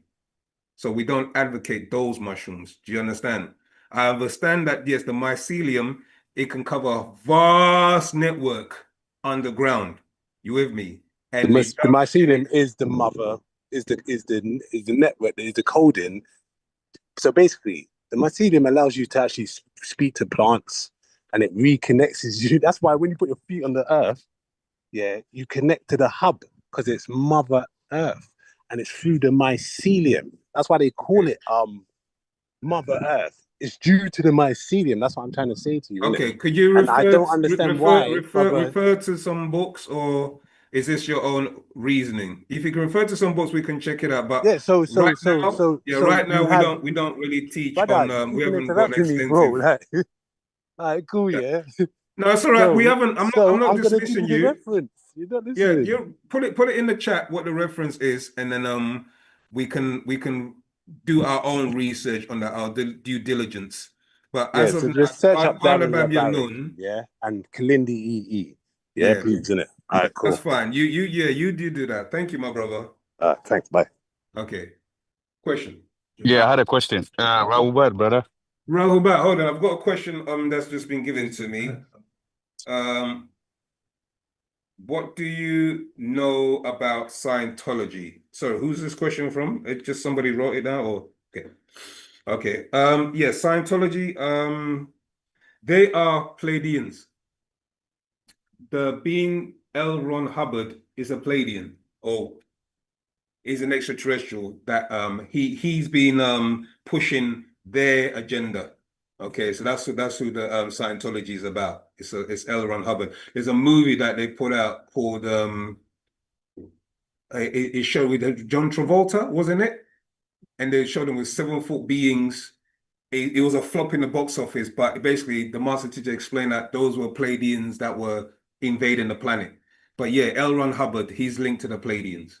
Okay, so that's the question on Scientology. Okay, can I ask my question, Rahul Bhatt, brother? Rahul Bhatt. Yeah, my name is Yao, and I wanted to ask, who gave this devils 6,000 years to rule this earth? Who gave them this Okay. 6,000 years, and why? What it is, Yao? Yeah, I understand. Right. What it is, Yao, is that even right now, I think it's the planet is the Pleiadians now. It's been given to the Pleiadians. Yeah, it's up for grabs. This planet's up for grabs now because every cycle, the 6,000 year cycle, beings, according to the Galactical Federation, there's a Galactic Federation that meets. Okay, one of the places that they meet is a place called Mount Shasta. You can check this out on the internet. If you type in Mount Shasta, it's been well known and documented for extraterrestrials and crafts leaving that area. Okay, it's called Mount Shasta. So one of the galactical meetings happens, or some of the galactical meetings happens on this planet in Manchester, and there's also a place called Shambhala in the inner earth. Now, when they had this galactical meeting, certain beings actually voted for our elimination, and some beings voted for our preservation, or the preservation of the planet. So right now, when certain extraterrestrials or the beings that are in power, like for instance, America is the so-called superpower. So what extraterrestrials do is that they will go to the leading power force that they see as being the rulers. And at the moment, it's the cycle of the Mukasu race, because of the fact that they were given rulership in the last 6,000 years by the Galactical Federation. Yeah, so there's a council that actually meet and they decide who's gonna run the planet. Does that make sense? So the last 6,000 years, they gave that's where your Bible jumps in, and it says that man was given dominion. So we know that man, as we've broken down, is mankind or the Adamite race. Yeah, so the Adamite race were given dominion from the last 6,000 years cycle to rule in peace. But it was found that they were unable to do that because of the mixture of the different genetics that was in there. Does that make sense, Yao? Yao, you there? We've lost you. Okay. I hope you were able to follow that. It's like even if you look in the administration of the UK, you have the Labour Party and you have the Conservatives and you have what other parties is there like That Liberal question and was etc. from Zamal. That question was Yeah. from Nana, but they dropped off Yeah, and they're back on. yeah, you got Nana, yeah. Nana, yeah. I'm Oh, sorry. you're Yeah, back, Nana, yeah, yeah, okay. All right, my yes. connection was poor. Sorry for that. Okay. So I just wanted to know. So if they gave them 6,000, if they gave them No, 6,000 years, I'm just gonna give you another example. I don't think okay, you caught my example. So you have the Liberal Party, the Conservatives, Labour, etc. Yeah. yeah, So each time they run for office, don't they? yes, Okay. When they run for office, people vote them in. And then they right, rule for 4 years or 8 years, etc. So you've got, like, for instance, the Democrats and the Republicans in America. They've got a cycle and they rule for that cycle. You see what I'm yeah, saying? yeah. Until they're known to not being able to look after the economy and the administration gets kicked out and then other people vote them in. Well, the same principle also applies to the Galactic Federation. They will come together and they will look at the races on the planet and who needs to be upgraded or who needs to be corrected, who needs work on, etc. And they will send different beings to try and help them, you see what I'm saying, get in an alignment with the rest of the universe. So the being that was sent to us was Parnabad Yanun, or Okay. in the body Oh, of okay. Kamalakai. Okay. 1 second. Hold on. So, Yeah. if you're saying Yeah. that, so we all know that someone made this planet, right? That's right. Yeah. There's only one person or one thing or whatever that made this whole universe. So why would this same person will have to seek permission or have a galactic conference before to decide who needs this or that and this? So if the galactic because can come together yeah. and reason, why can't they also reason that we all should come together and not to give to this for 6,000 years and give to that 6,000, and when this party eat this one will come, and I mean it doesn't make sense. No. The thing is, that is exactly what's meant to happen. What you have to realize is this: there are many infiltrators into different extraterrestrials. So, say for instance, as us as Africans, right? Yeah. Our cycle runs every 24,000 years. You see what I'm saying? Yeah, that's our cycle. Now you have within that cycle, there are many extraterrestrials, beings that will come in, and then what will happen is they will kind of like planet hop. They will come here illegally. You see what I'm saying? Yeah, because the planet was actually quarantined, but they will come in illegally, okay, and they will cause havoc on the planet. They will mix Meaning we don't genetics have on the any immigration officer or policing or anything standing here so that everybody can come in illegally. No. That's what I'm saying. If there is, why would they let them come in and do whatever they want to do?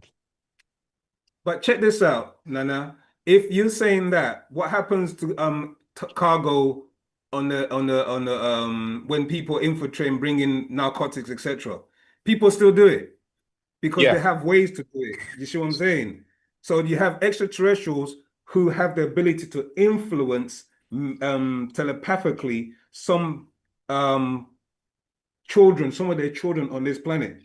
If you've been following our teachings, you know that there was a time when the children of the Elohim, for instance, or the Jibbarims, or the beings that were cast down to this planet, the 200 fallen. So they've come, they are on this planet and they have their children on this planet. You see what I'm saying? So most of the time, their children are causing the havoc.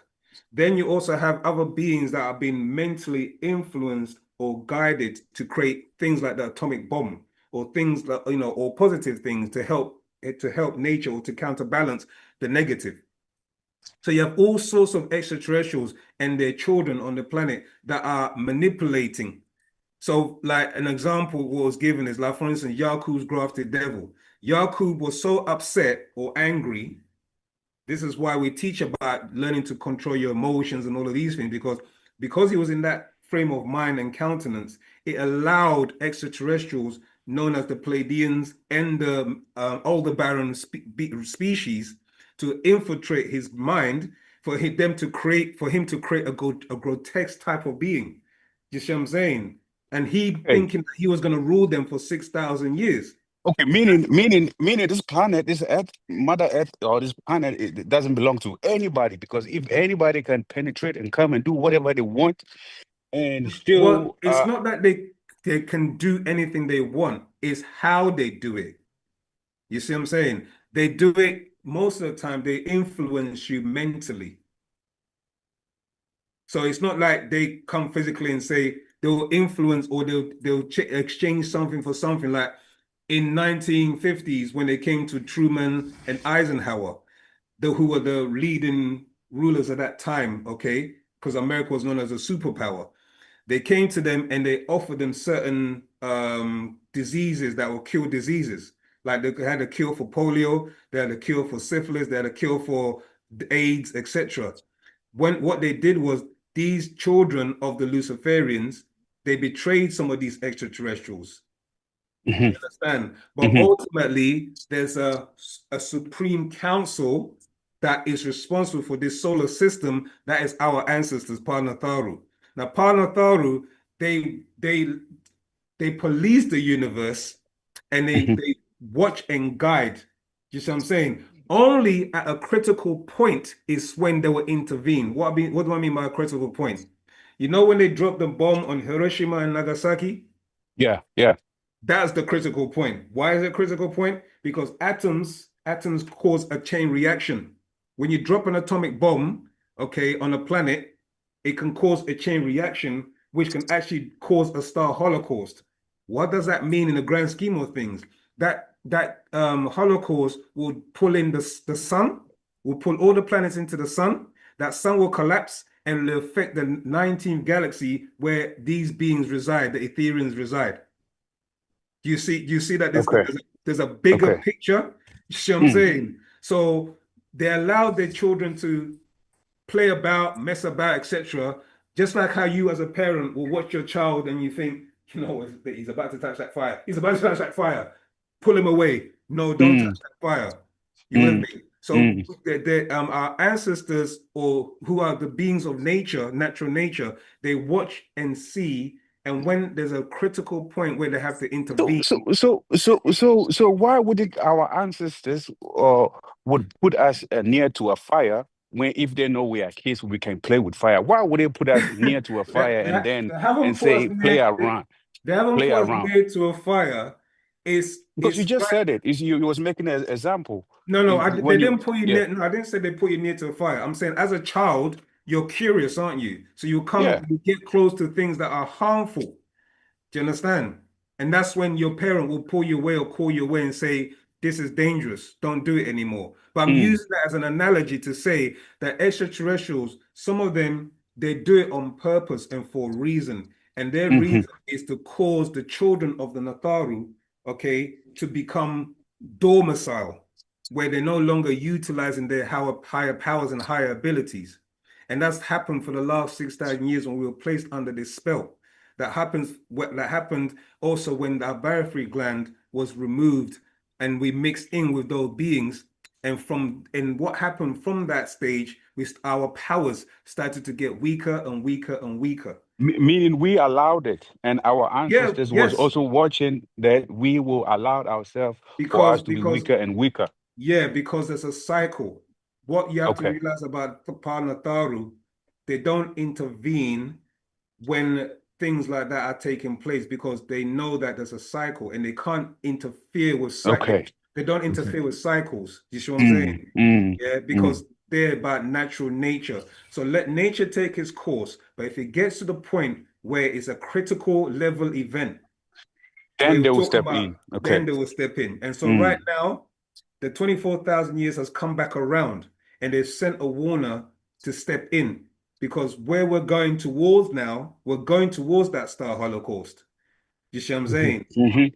you know, and that's why he's explained that there's 144,000, even though it's written in all different religious texts, etc.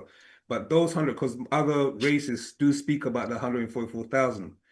This 144,000 is a set number that was required to be lifted off the planet so that the reseeding can take place again, and this planet will be refilled again. Just like in the days of what they refer to as the Noah dinosaur. story, the dinosaurs, etc. Exactly. Because you know the reason why the dinosaurs is because they were killing humans on the planet. They were basically massacring. They were growing out of proportion. Exactly. So then the elders had to send a meteorite shower to obliterate them and start again. And they Man, do this is taking a long time. They better do it right now because this. Do you know why it's taking a long time? Because in your time frame and time scale, yeah, it seems like a long time. But think of a being that lives on Saturn or Jupiter. Their 165 days is 1 year. You see what I'm saying? So a being that comes from a star system that is millions of light years away, their one trip around the galaxy is like 1 year. Wow. Exactly. Wow. That's right. So if you look at, for instance, the master explained about Nibiru. Nibiru has a cycle of 3,600 years. Is that right? So that's 1 year to them. But to us, those 2 years of the 3,000, that's 2 cycles, that's 7,200 years. That's, for us, is eternal. For an ant, it's super eternal. You know, if you compare an ant to a human being, you know, an ant will be looking at you like, man, that being's eternal, because for me to walk from here to the end of that island, that's going to take me years. But to use like 10 seconds. Yeah. See what I'm saying? So when they come back, they're going to see all this devastation. They're like, oh my goodness, we left them and now look at the state of the planet. So we have to remove them now, because they're going to, if they continue in this path, they're going to cause a star holocaust. So we have to lift our children off here. Now, our children are now mixed in with so many other species since we left them. We have to send somebody to surgically do alterations on them. But it can't be, you know, doctor can't just go in with a tool and start hacking away. No. He has to surgically go in, find what the problem is, and drip feed and do it, you know, meticulously, so he can then get you to be healed. This is what Kana Babyanon has been doing for the past 50 years. I've been listening to him. I've been, since I joined Wu-Sabat. Man, I get addicted, man. Every time. Every time. Praises to Barnabas. It's true. Yeah. Because if there's something we have to do to get him out, I mean, this is the time that he said, y'all. He said it. Unity is he keeps saying love and unity will free me. That's the two most simplest but yet hardest task for humans to comprehend. Because in that love and unity, and I'm not talking about love for oneself, I'm talking about love as an unconditional. The word is ashuk, as unconditional love, where you will practice that love for a brother and a sister, etc., without thinking, if I do something for them, what am I going to get in return? Yeah. It's that unconditional love that we need to get to. So when you look at what he's done for us, he's shown us nothing but unconditional love, because he sacrificed his time. He could have been with his children. You know what I mean? His children have hardly seen him. So you know, so you think about, you know, in those levels where you don't see your children, your children resent you, but you know that you have a job to do, and you got to fulfill this job because there's other much more bigger things at stake. Try and walk in his shoes. You know what I mean? So, you know, this is what we're doing. So as his students, you know, who have been slowly raised up in degrees as his students. And also, I'm not just talking about me standing here as a student teacher teaching. I'm talking about as his students, those children who are of the Nataru.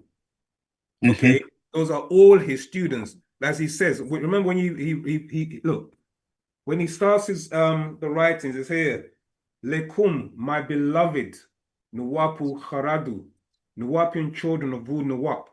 He always starts off like that. And if you read the Pataraks, he's always saying, my children, yeah? That we are his children. So he has to teach us like how you as a father, if you are a father, do you know what I mean, will try and teach your children. You won't, sometimes you'll admonish them and chastise them, but then there's times when you have to show that love and understanding and patience. And this is what he's been doing with us. Wow. Yeah. Wow. Yeah. That's what I think too. Like, yeah. Yes, my brother. Sorry, is that yeah, because I have a question in the store. Yeah, that's fine. That's fine. Okay. I mean, I'll keep. Yeah. We'll touch up anyway because I know we got to talk. So okay. So All right. Malachi, is you? How, sorry? Like, how old is he? How old is he? 79 now? 80. 80. So he got much. So obviously, in human form. In human form, 100 years on average. 120. 120. Yeah. That's how long a master is to live for. So wherever he's come from, why don't they bring someone else? Because you just said to me, sorry, I can't get my head around this. I need to know all the facts. Yeah, go on. So it's hard for me to understand how he's a supreme being. Yeah. But there's a chance that we might not, like, we might fail him. That don't make no sense. We know that. We know that don't make no sense. That's why we're out there, my brother. Because we're out. We might just fail. It don't matter. Like, but failure's not an option. Do you know what? Failure's not an option. No, sorry. Because it's in your fate. No, but let me land. So there might be other ETs that have powers, like you said, to go through and say, you know what, we're going to make them fail. No, yeah, that's right. They will do everything. Exactly. So we might just fail. No, Michael never fails. That's the angel Michael. You know what the angel Michael... Put it this way. Are you of your ancestors, yes or no? I like to think so, yeah. Okay. Your ancestors are supreme beings. So if you accept that reality and that you are, apart from flesh, you are supreme being, you're a 9-dimensional being. Yeah. If you start to learn to think like that and behave like that, other beings will respect you and step out your way. Right. But how many of us now are wearing our crowns and are wearing our garbs and are wearing... Do you see when symbols are a powerful thing, you know? That's why we wear the black and gold. The master gave us black and gold for a reason. Go and study what black and gold represents in symbolism and clothes and attire. It represents power. Give us all that power, man. It's in you. When a person puts on this, go and study about uniforms. When a police officer puts on a uniform, exactly. They just have this authority. And then other people step out. A doctor wears a white suit. All of a sudden, everyone bows down to the doctor. It's all about what you wear in your symbolism and what you portray. So if you're wearing, you're from a nobility. Your ancestors are noble beings that came from a Sirius star system and incarnated here on this planet and left their children here. And by way of them, they guide you and they feed you by way of I don't know if you're familiar with the etheric part of you. Okay, so you have your soul, you have your spirit. Okay, these are different variations and aspects of your being. The etheric part of you, the etheric counterpart, that's the real you. What you're operating on is on the laws and rules of this planet. So that's why you're governed by the skin suit that you're in. But the true essence of you is your etheric being.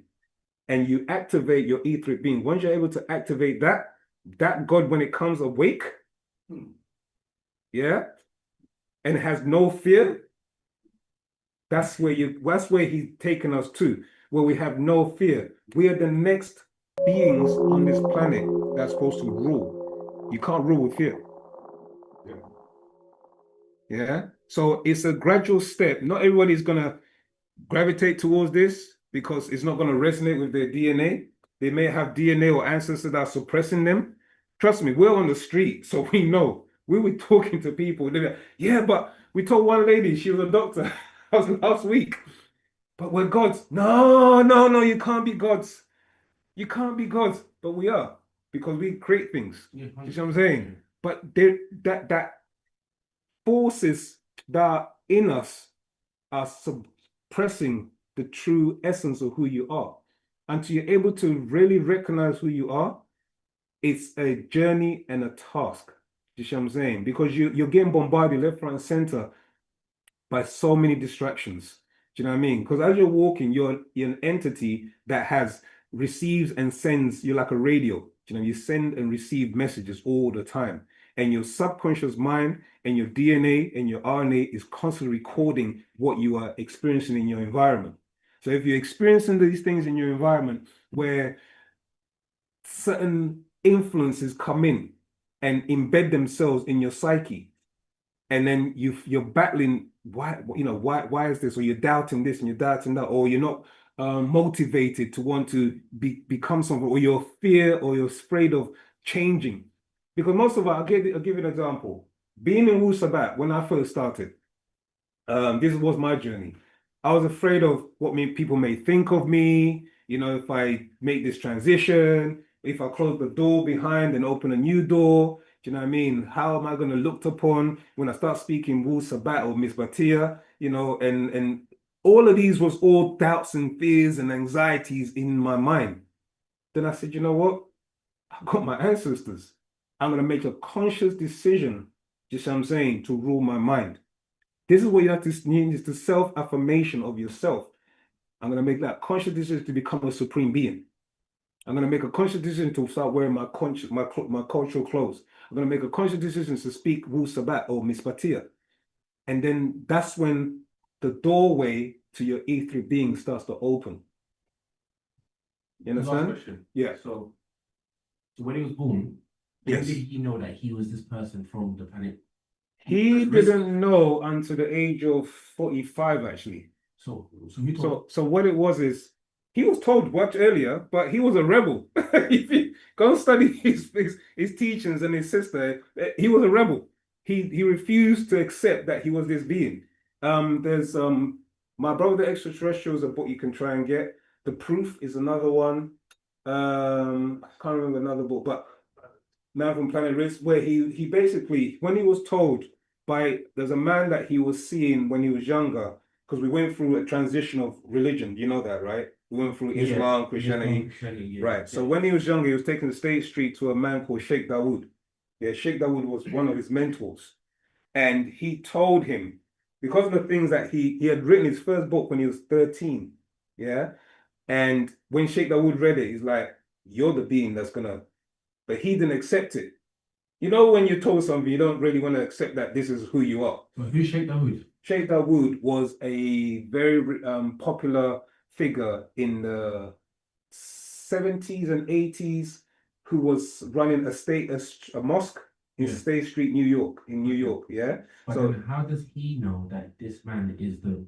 Sorry, I need to... No. It's not games, No. Sheikh Dawood was like a world-learned person in esoteric information, etc. He was in touch with certain elders, the Sufis, etc. So he was in the mystic schools. You understand? So they're always in the mystic schools. They know of a being called Al-Khadir in the mystic schools. Yeah, if you go to any Sufi order, etc., and you say Al-Khadir, they'll be like, oh, the green one, they'll know who you're talking about. So let me finish. Sorry. So being that, that's all right, being that he knew this certain indicators, let's just say, of what a being supposed to do, he knew that was that child. So he nurtured him, he gave him certain information, he gave him certain scrolls, he said that study this. Even then, he didn't really want to know.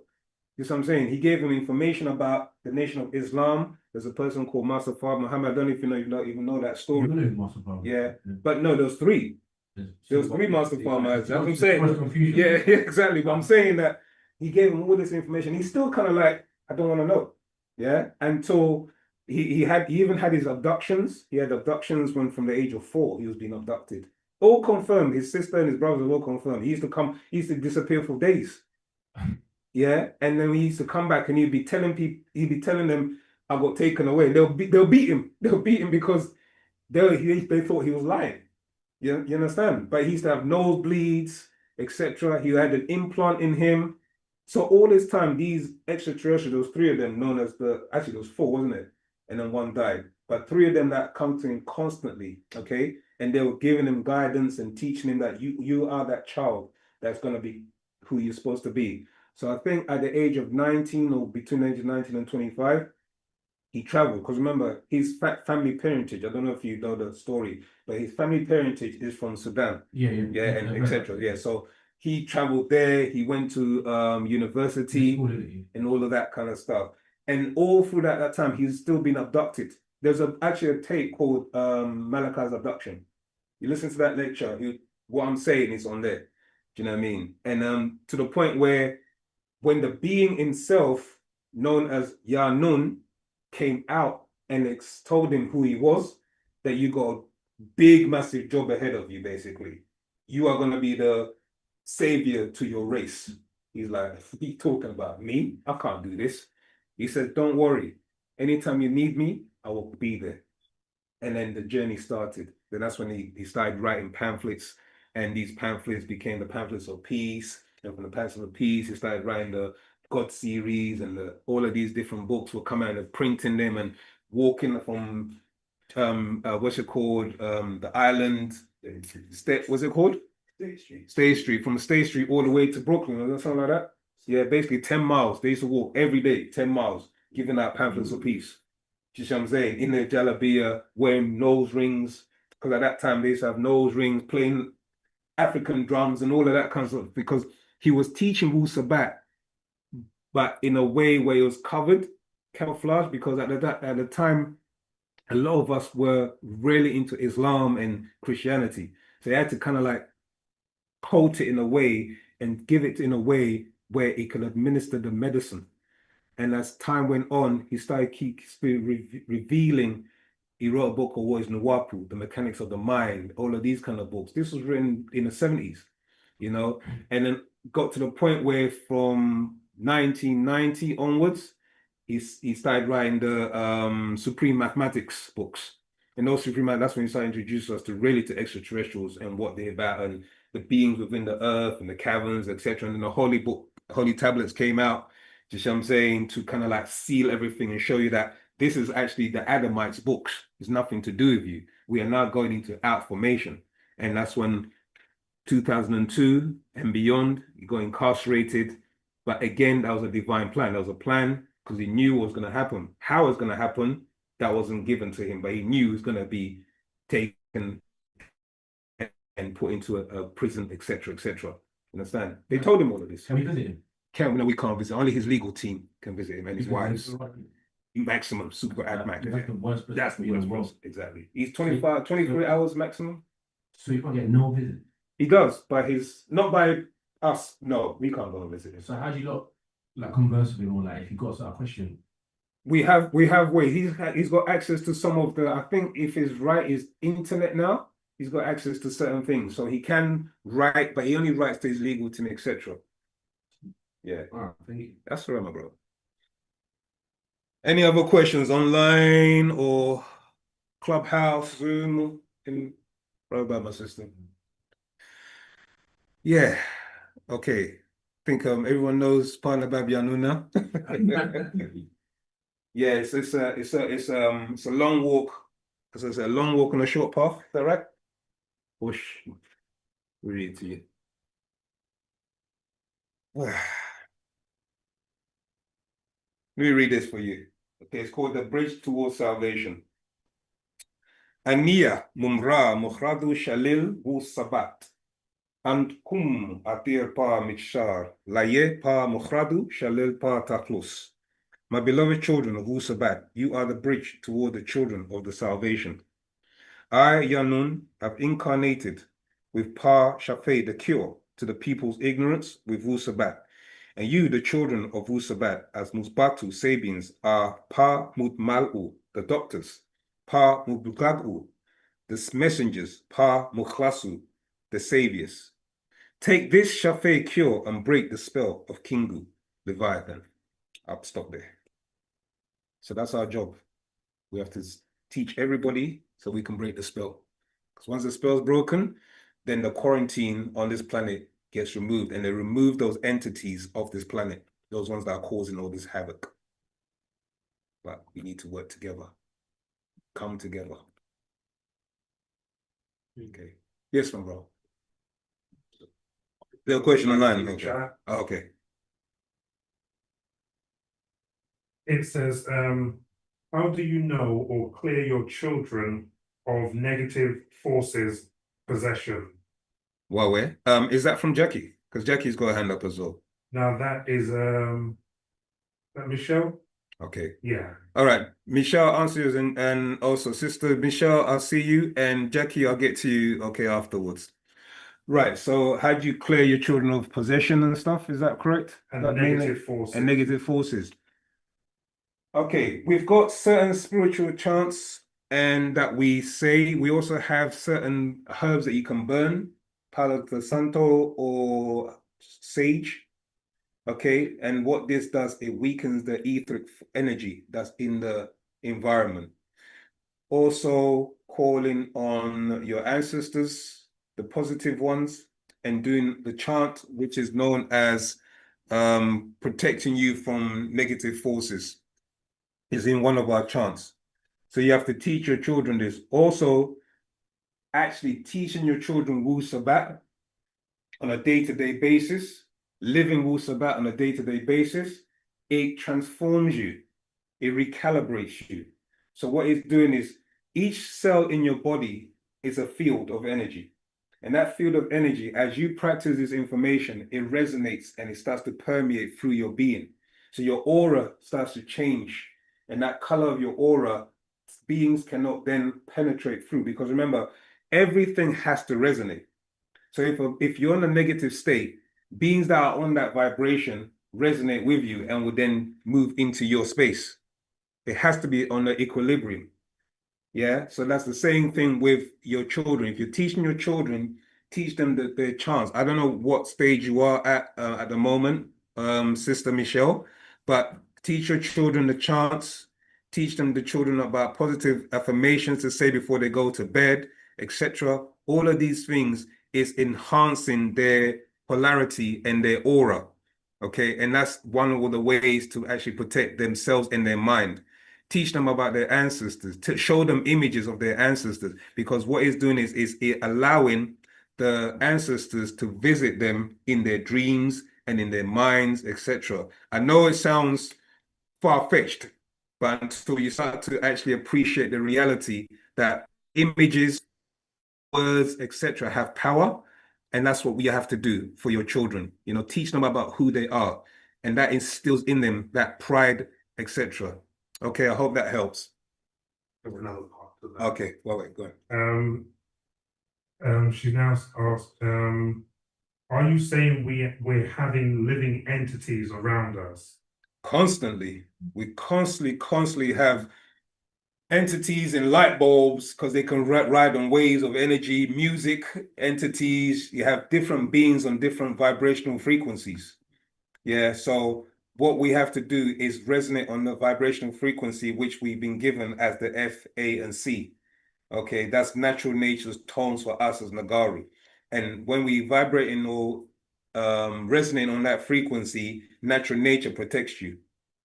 Yeah, you do have a natural nature protection. Your ancestors protect you. Okay, is that it? She also asked, can you feel them touching you? It depends how sensitive you are. It depends how sensitive your aura is, etc. As you raise up in degrees of frequency and positive energy, depending on if you are a highly spiritual being, you can feel beings that can actually, you know, they can touch you, etc. And beings can also touch you because what the masters explain is that you have specters, and one of the things about specters is that you see these light bulbs. Many of us have them in our homes, our LED light bulbs. Master teacher explained that these light bulbs, they attract specters to your house, to your home. So it's best to have certain things in place in order to actually, how can I protect yourself or dampen their energy, you know, for them getting stronger. So, you know, the burning of the sage, incense, etc., it won't allow them to be as strong in the atmosphere. But LED light bulbs is specifically done for that, to attract specters. Okay, so just keep that in mind. And so yeah, it's about that. Have I answered the question? Talk. From someone else. I don't know if we had anyone else before. We got Sister Jackie, and then we'll come back.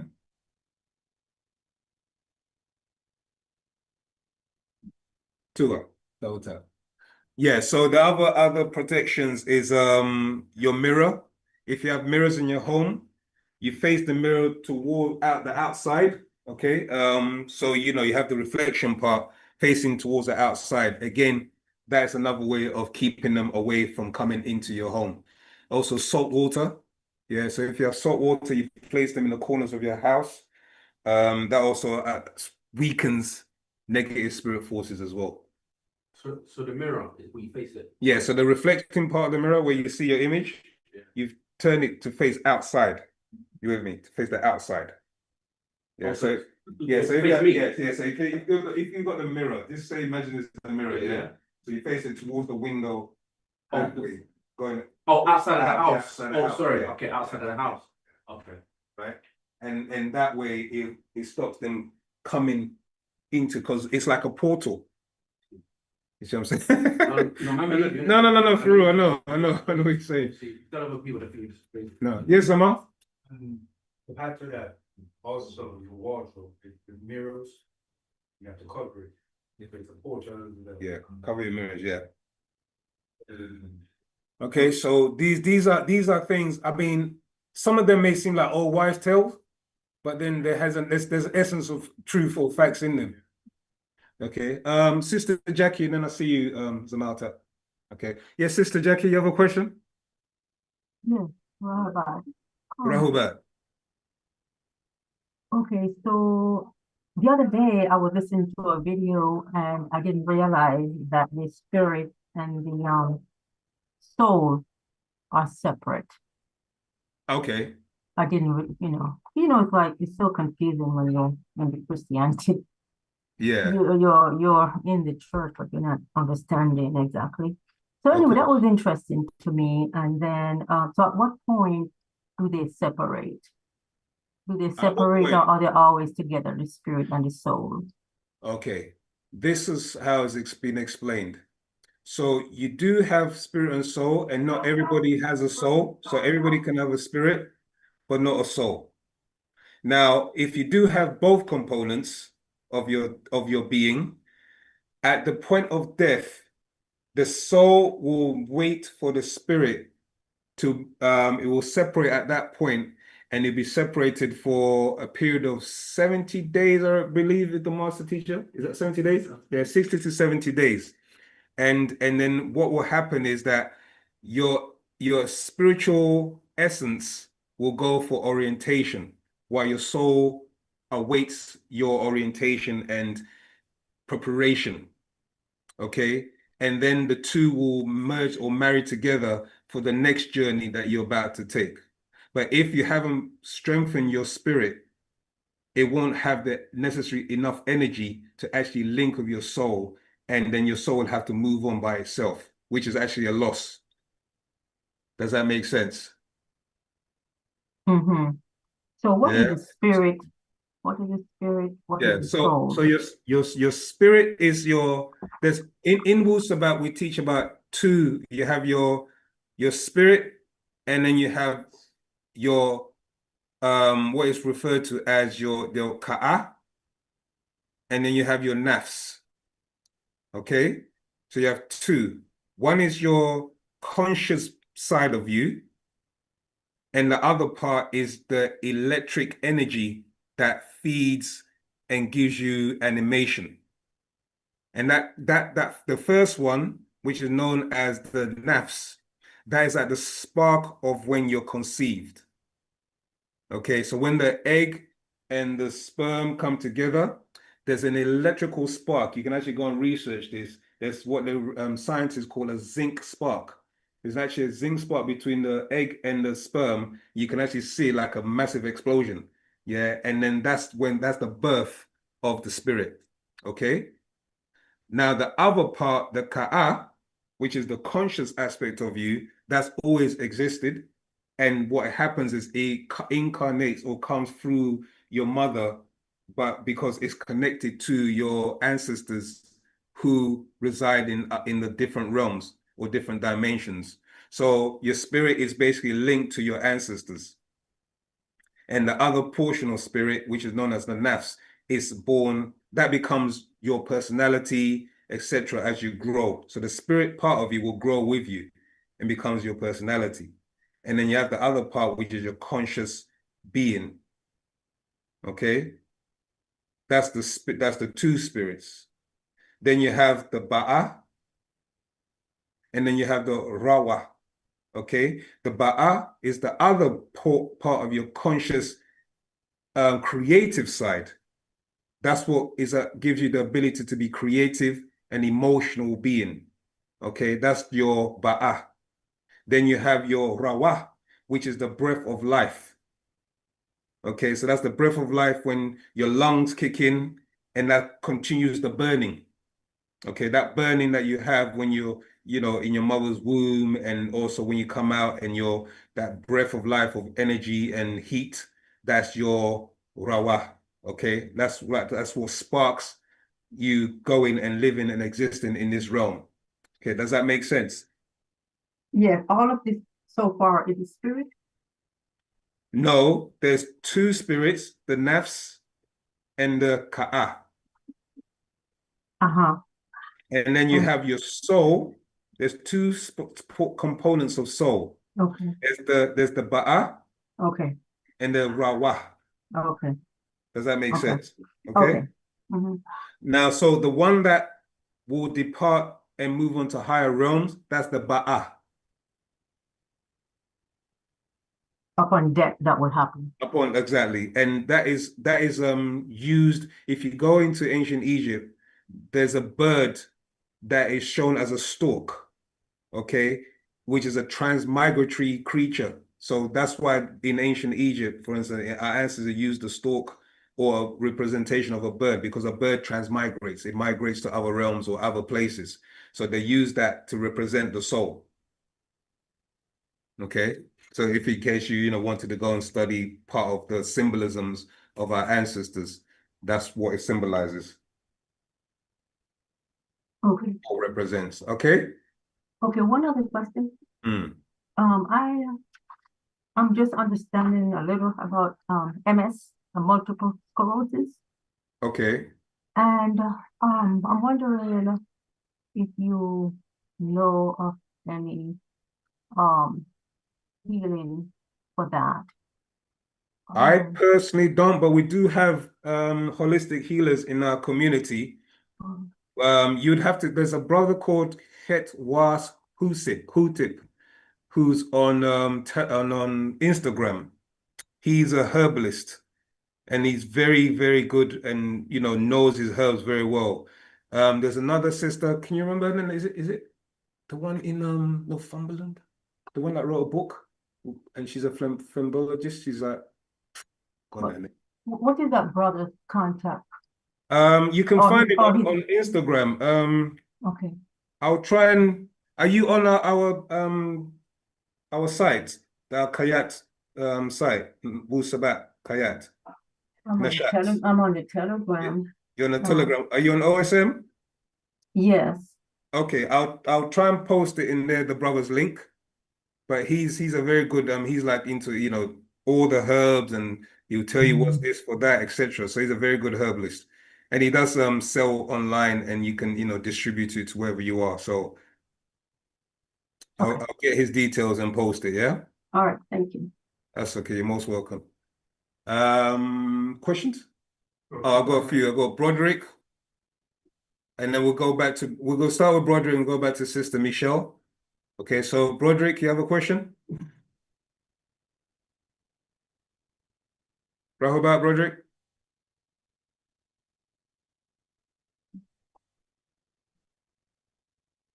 No? Okay, we'll leave Roderick and we'll come back to Sister. Sister Michelle, you have a question?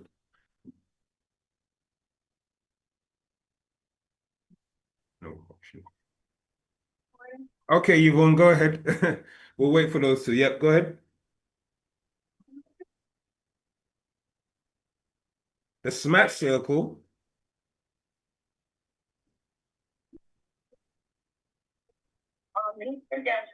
Saturdays, so it's been right now it's for a very long time, and it's been trying to kill me. I have a question. Yeah, can you hear me? Can you hear me? Hold on, we can hear you, but I've got a question online. Can you hear me? We'll get back to you. We'll get back to you. We just got a question online. Yeah, sorry. Sorry, can you hear me? 1 second, Sister Yvonne. Who's speaking?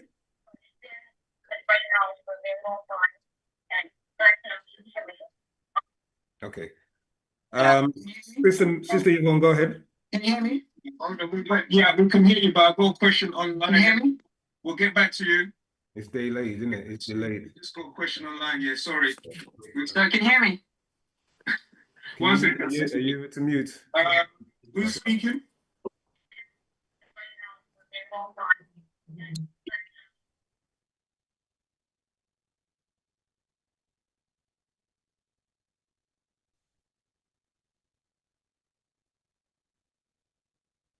What's planned for today?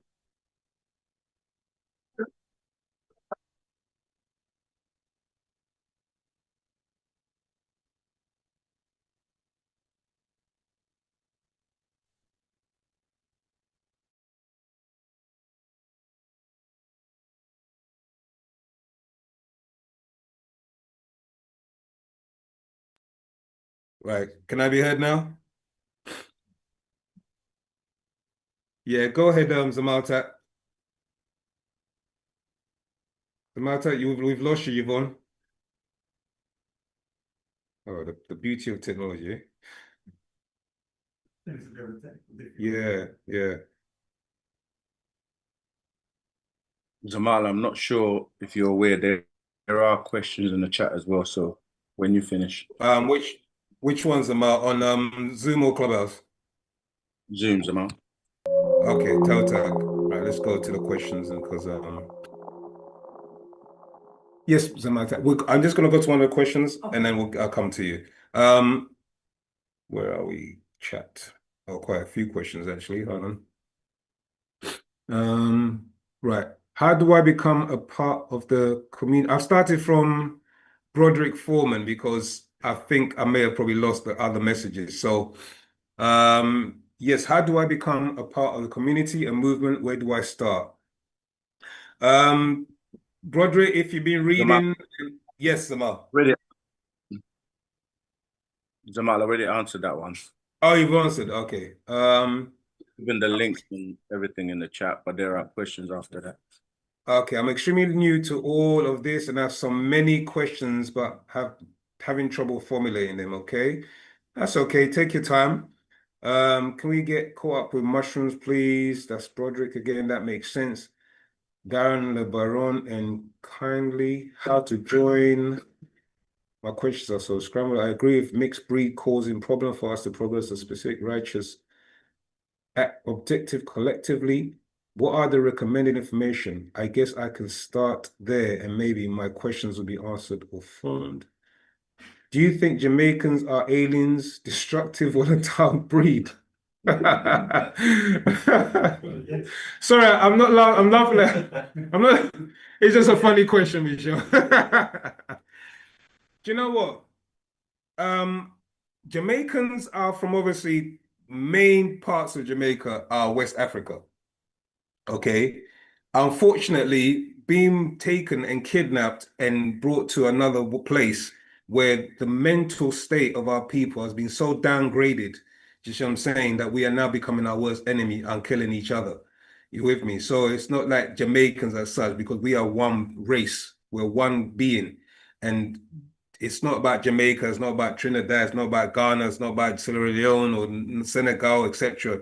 It's about us as a race, because what we teach in Wu-Sabat is that a race's essence, okay, is connected to their what is known as the morphic genetic field, okay, the morphic field. And we have to realize that that morphic field, every part of us feeds into that. So as much as what's taking place where we're affecting each other and killing each other, etc., it's affecting all of us. And we have to learn to start re-educating ourselves so that we can start having love of self and love of each other.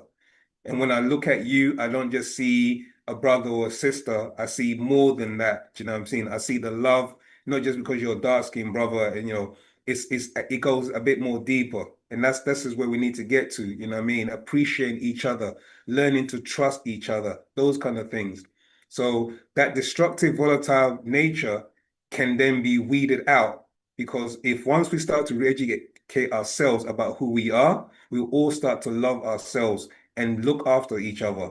And then we can remove these negative stereotypes that we have about ourselves. Okay, I hope that answers the question, because not really much to go into, do you know what I mean? But they're not aliens. How do I know whose child I am? I know this may sound so juvenile.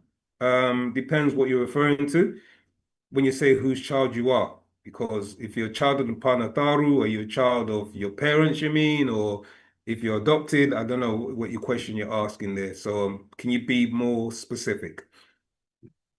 What are the best books I need to buy to learn? We always say, always choose a book that resonates with you. When you look at the book and you've read the first few lines maybe, and it resonates with you, then, you know, that's the book. We can't say this is specifically is good for you, because you might pick it up and you might be reading all scientific stuff and it may be too much for you to take in. You see what I'm saying? It may be something more about your culture or your heritage or your ancestors.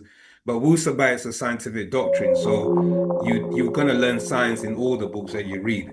You with me? But I can't say specifically take this book and it's going to open up all the answers for you, because there's many titles. There's the Black Dot Matrix, for instance. You with me?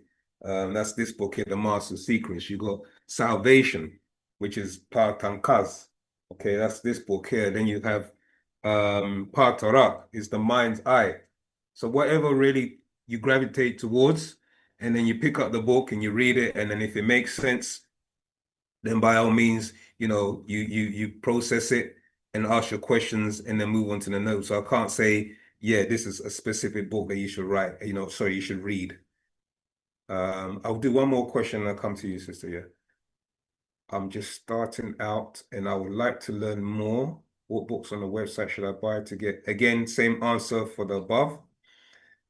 Okay, right. Zamalta, question to you.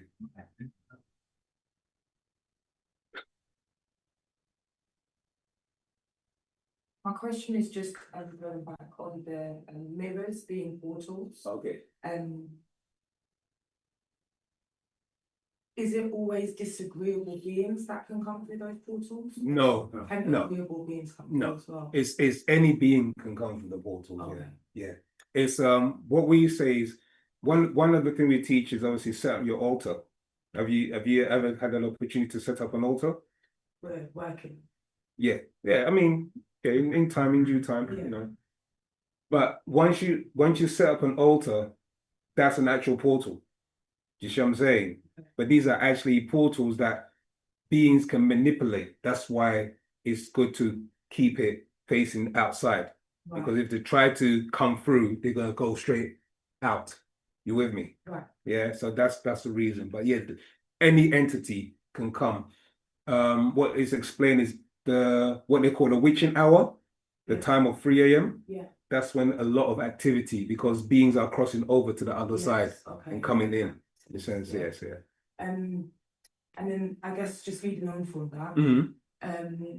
our baby has, just as you were saying earlier, in terms of like spirits coming in, beings coming in Mm-hmm. to your home. Mm-hmm. Our daughter has, so we'll put on Dr. Z York's meditation Okay. on OSM Vision. Okay. And we've noticed that she started to copy the own, which is great. And then sometimes what she'll do is like she'll leave one room, right, go and she'll sit down in front. She's 20 months old, by the way. Okay. And she'll sit down in front of the mirror. Mm. And then it seems to us as we observe her that she's having what always seems like a very joyful, playful conversation, which is why I asked, is it always disagreeable? No, not at all. Yeah. Oh, yeah. Yeah. So no, what's explained again? My sister had this actually. My sister had what they call imaginary friends. Partner Babylon had imaginary friends. Okay. You with me? Those were basically the beings that were being with him since he was a child. But these imaginary friends are literally relatives. and they'll come around the child, they'll play with the child, you see what I'm saying? And the child will obviously give them these certain names, you with me? And those names will stick. But unbeknown is that they're protecting, playing with us. Because remember, our children are still in that realm. And when it starts to slow down, it's by the time they reach the age of 7, that's when it starts to slow down, the imagination and other things kick in. But yeah, that's essentially what potentially could be. I couldn't say that's what's happening because, do you know what I mean? But that's what the masters explain. And then just back on the salt water in the corners of the room, why? Again, salt water, what? Salt, sorry. Just salt, yeah. Okay. Yeah, salt, I mean, I beg your pardon, yes, salt.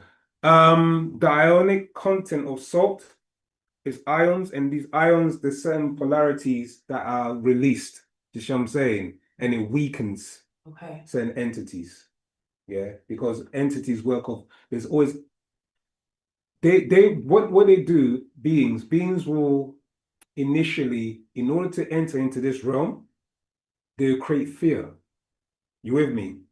And that fear is that they exist in an etheric state, but the etheric state has to manifest into the physical. So they're acquiring currents that are in the atmosphere. And one of the currents is coming off of you. So the currents that's coming off the salt, it has a polarity where it weakens them so they don't get strong in the atmosphere. Okay. Do you understand? Yeah. And the more they get stronger in the atmosphere, the more they're able to execute things like turning on light switches, or you may hear a bang or something may drop. That's them getting stronger because the fear that they feed off is coming from you. You give them an electrical energy. See what I'm saying? Yeah. Okay.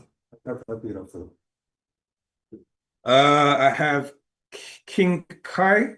King Kai, who wants to say something? I'm going to invite you to speak, King Kai. No? Okay, all right. Any other questions?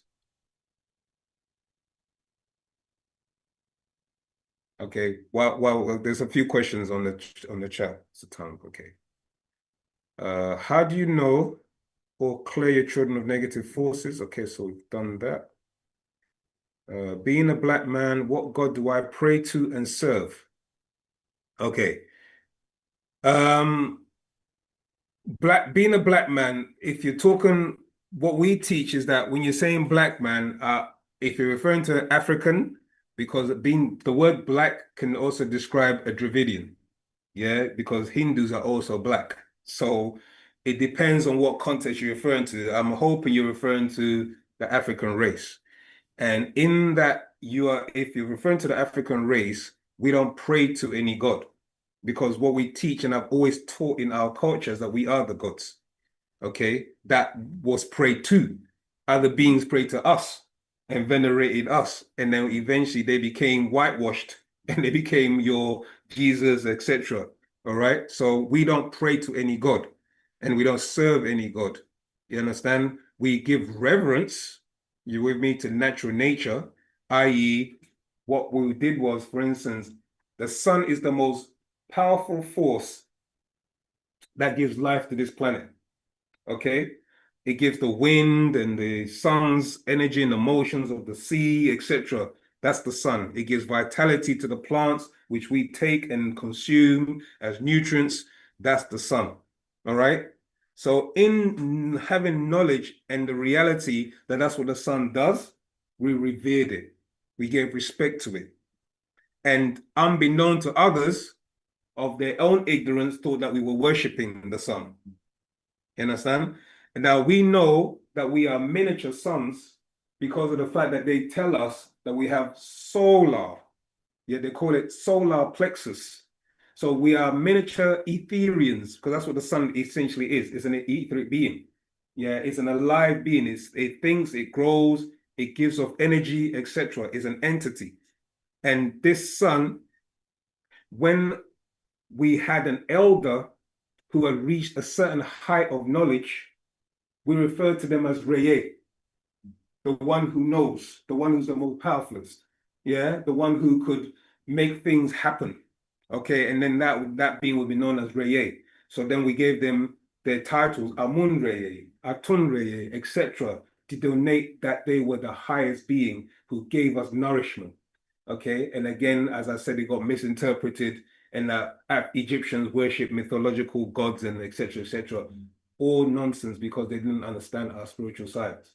But yeah, that is essentially, so we as Nagaru or African race, we didn't worship, we didn't pray to anyone. You see what I'm saying? We give reverence and we give affirmation to our ancestors. And I don't know if you were here in the beginning, but we had our affirmation that we call on our ancestors to help guide us and protect us. Okay, because what we explain is that you are on a particular frequency, and that frequency has been, just like a radio signal, has been untuned of that frequency. And the whole point of doing these prayers and these chants and these meditations, etc., is to get back on that frequency. And that frequency that's when you pick up the information, just like a radio. You know, once you get all that, remove all that static, and then you get into that, you fine tune it until you get that sound that you're hearing, the music, etc. Like, you know, 95 point whatever. So this is basically essentially what we're doing. We're refining and retuning to the point where we can hear our ancestors, or we can hear, we can receive messages from them. You with me? And that includes the sun. The sun actually gives off waves of energy and information in the form of knowledge, okay, which we can process in our DNA. So I hope that helps. Are you saying we're having living entities around us? Yes, that's been explained. When you're okay, when you are so new, where do you begin? Rahuba Zaman teacher. Regarding ancestors, what about people that have no connections to their family history because no information was disclosed? How is it possible for them to know and have access to their ancestors? So it's a good question because, you know, we do get that. I'm not going to lie, it is difficult, but it's the activation of your DNA because your ancestors are in your DNA. So when Wu-Sabat is being nourished and given to you, the nourishment of Wu-Sabat and the practice of Wu-Sabat activates your ancestors. You may not know them by name, but you're still making a connection to them.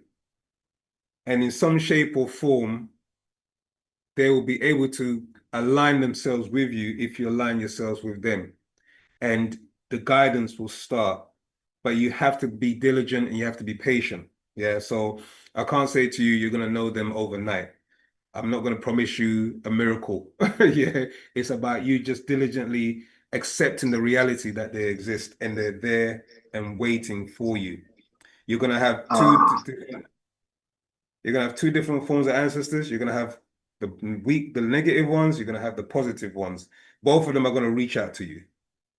Okay, so that again, I'm not going to sugarcoat. They'll both reach out to you. They'll both try to communicate to you, and you have to learn to discern the difference between the two.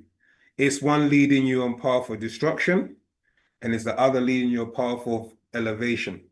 And you have to look at what your actions portray and what your actions do in order to discern which one it is. And then from there, you start to look at the synchronicities in nature. Look at the little significant details, sometimes taking time out to meditate and looking and re-evaluating things in your life. And you start to realize that there's messages that they give. So it's just a constant practice, you know what I mean? Self-awareness, positive living, a strong attitude to what you want to do, and it starts to work bit by bit. So unfortunately, I can't give you any more than that until something reveals itself to you. And you probably find that you may then meet somebody who knew your relatives, etc., etc., etc. So that's another thing that you have to do. Those affirmations, you put it out there in the universe. The ancestors, I don't know you. You know, I haven't been introduced to you. I never knew your names, but I know you're in me. I know, you know, so you have to start saying certain affirmations and let it connect with your true essence, and then the miracles will start. When I say miracles, I'm not talking about religious miracles. I'm talking about the miracles as in the sense that sometimes we ignore certain things which are miraculous because we don't think is important in our lives. But, you know, just a simple thing was you're about to leave the house, you forgot your key, you go back in to get your key, and then down the road there was an accident. You see what I'm saying? Things like that, which you may take for granted. But there's a movie called The Adjustment Bureau that the master said to watch. And in that movie, it shows you that your ancestors walk with you and they will adjust things when it's necessary to keep you on that path. Because in the movie, this guy's his destiny is to become a senator, but he fell in love. That's just in the movie, yeah. So he's constantly trying to get this love and be with her, but they're like, no, you're supposed to become a senator. So that the example I'm giving is that your ancestors are there and they know your fate. They know what destiny you're supposed to be on, and they'll move certain obstacles. Sometimes they may move friends out of your way. Certain friends are toxic in your life. They will remove, you know, and you say, why does this person doesn't call me no more? You know, we used to be good friends, and now like they don't even call, they don't, you know, oh, have I offended them? You know, you start to question all of these things. That's because most of the time they're impeding in your growth. Yeah. So this is part of the little synchronicities, certain symbolisms you have to look for in your life. Okay. And then you start to see it work. All right. Going on.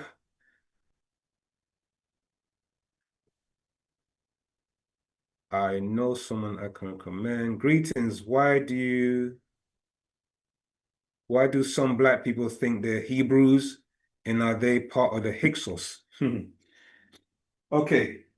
The original Hebrews are dark skin with woolly hair.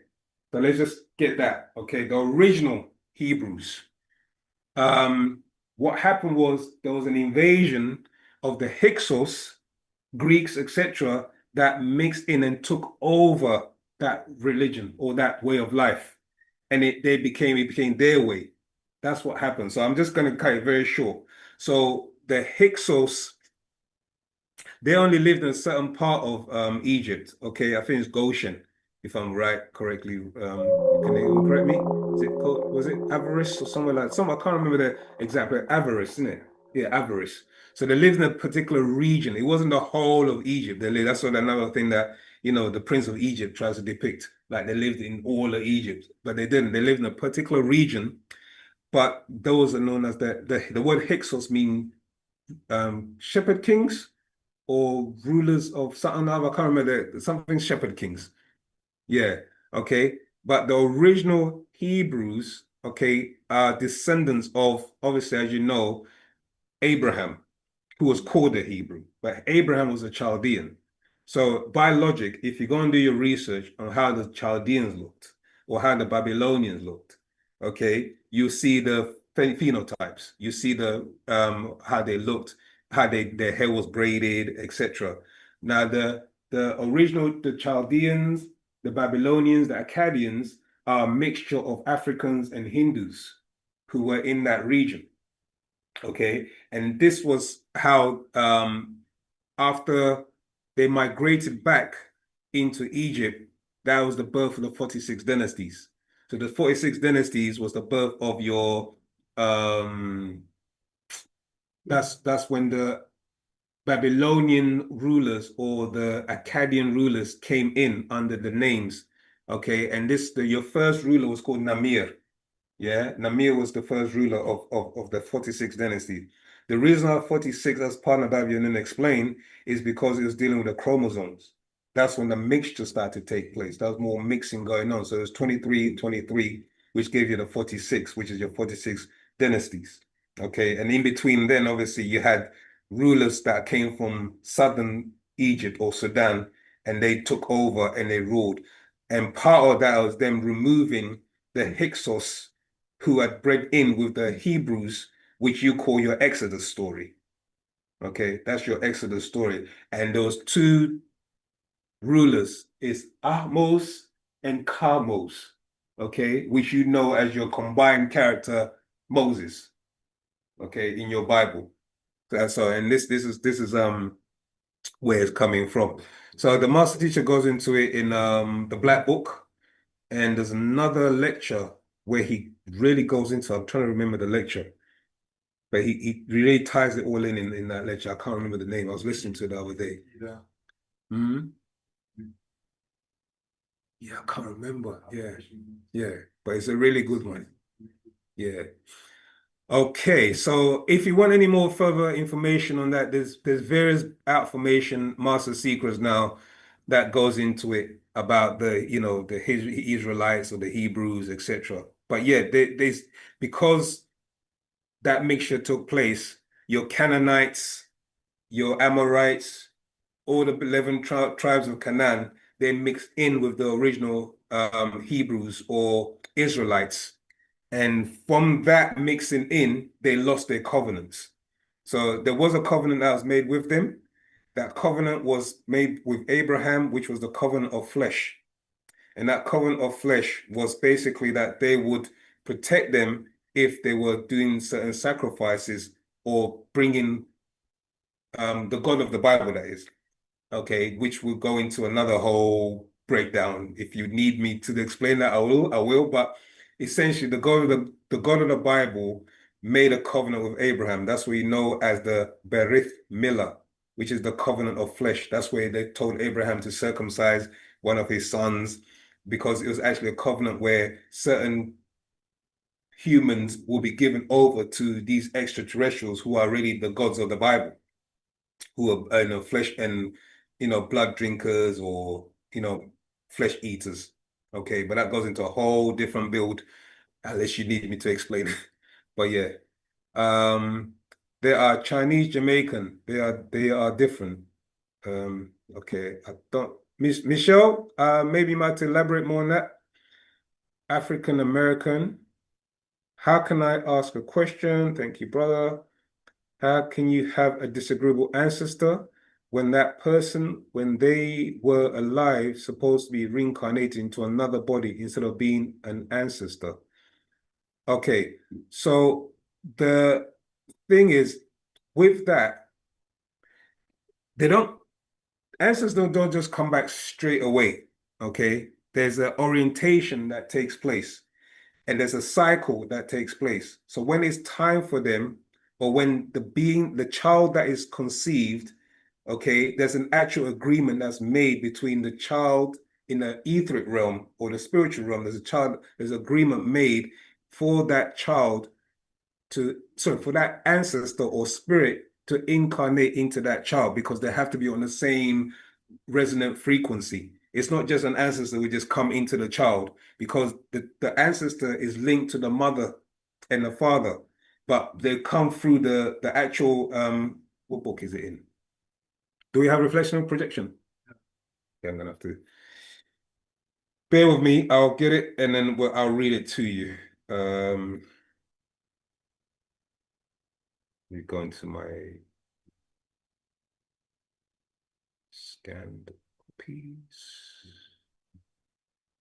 Files. Are there any questions while I look for this? Jamal, you have a few hands up on Zoom and also a few questions in the chat. Okay, let me just quickly find this, then I'll read it and then we'll get to our questions, because time will fly by. Okay, so this is it's called Actual Fact, Takus Wu Tabrus. That's known as Reflection and Projection. And in this book, on the 13th verse, page 3, I'll read out like this. The master explains it like this. The Ka'a, spirit, or the Ka'a'u, spirits within, are doing the work of deception. Verse 16. your manashu parents, your own 27 inner DNA spirits of both sides of your Yasar family. One or more can set out to Rashush, deceive you, or other Ka'a'u spirits you welcome by opening up your Khatat body gate by way of desires or religious akadat beliefs of images of beings you believe exist. Verse 18. And the inner Ka'a'u spirits are not from outside you or the Tapal world of the dead, yet from right inside your Akal mind, because you create them just as you do when you are dreaming. Verse 19. This is the part, verse 19. Your own Nasabu relatives and the Shakhasu people, each of them took part in your mother's Raham womb. They entered by way of the blood into her Kalas placenta, which as a Tamtut matrix has small openings to allow a flow in and out of it. Your Muslafu ancestors' blood flowed in your mother and grew with you in her Raham womb and became part of you, even now passing on and affecting your Akal mind, Khatat body, and Ka'a spirit.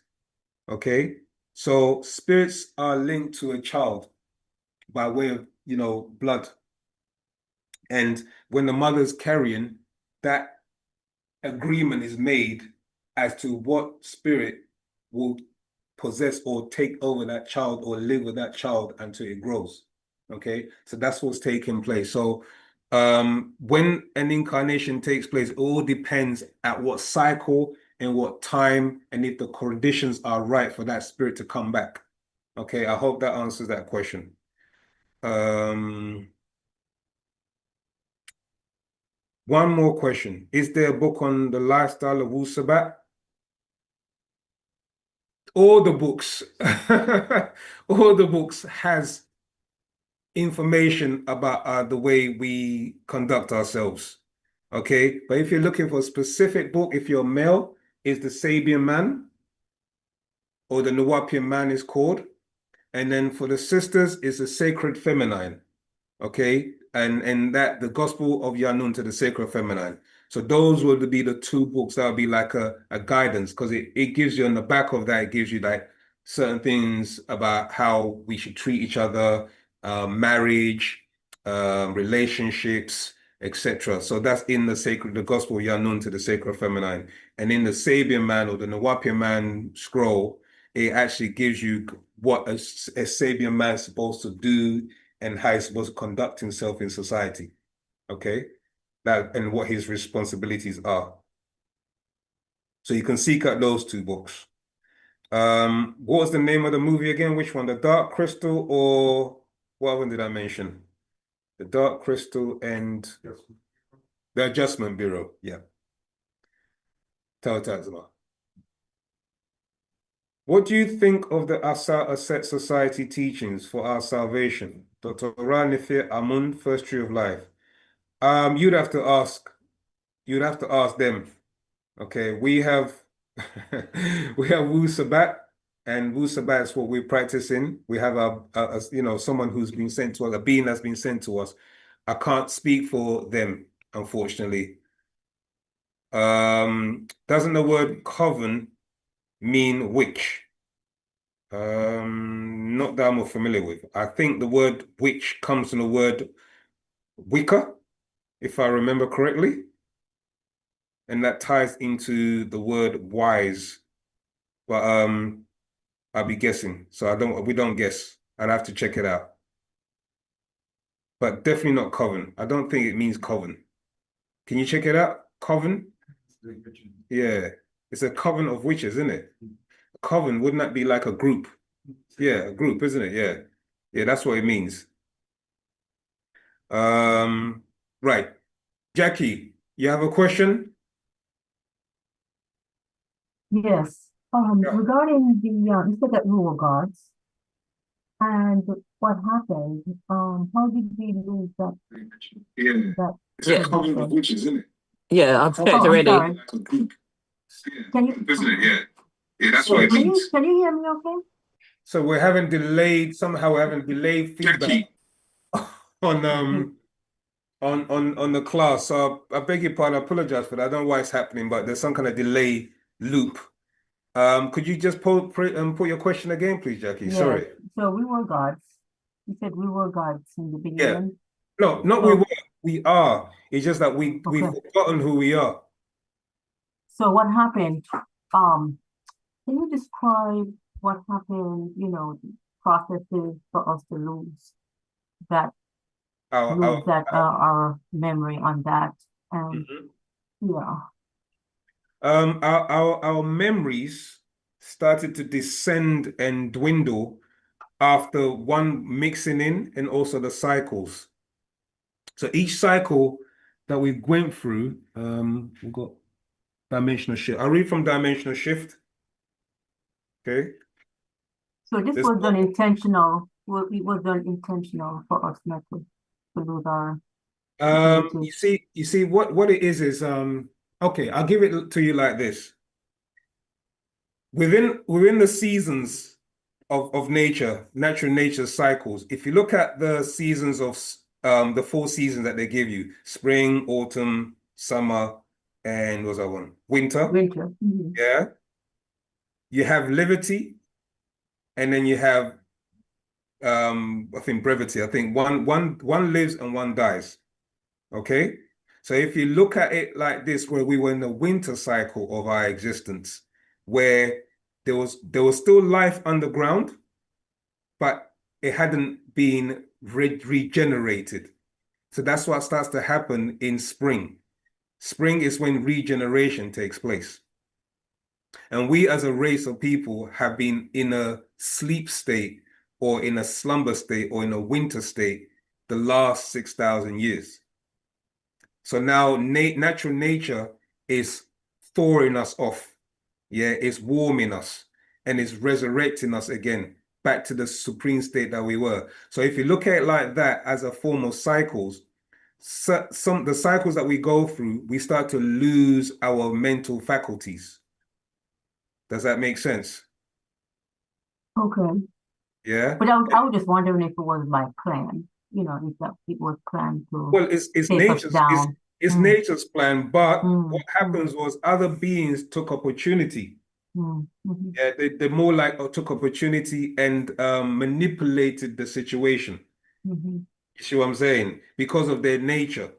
See, when they were created originally as because you got different species of Caucasians, right? So you had like beings that were originally here that were living in the mountains, and then beings that were grafted, okay, by way of the Adamites. Okay, so the original, like the Cro-Magnon and other beings that predate your Adamites, okay, they were originally here.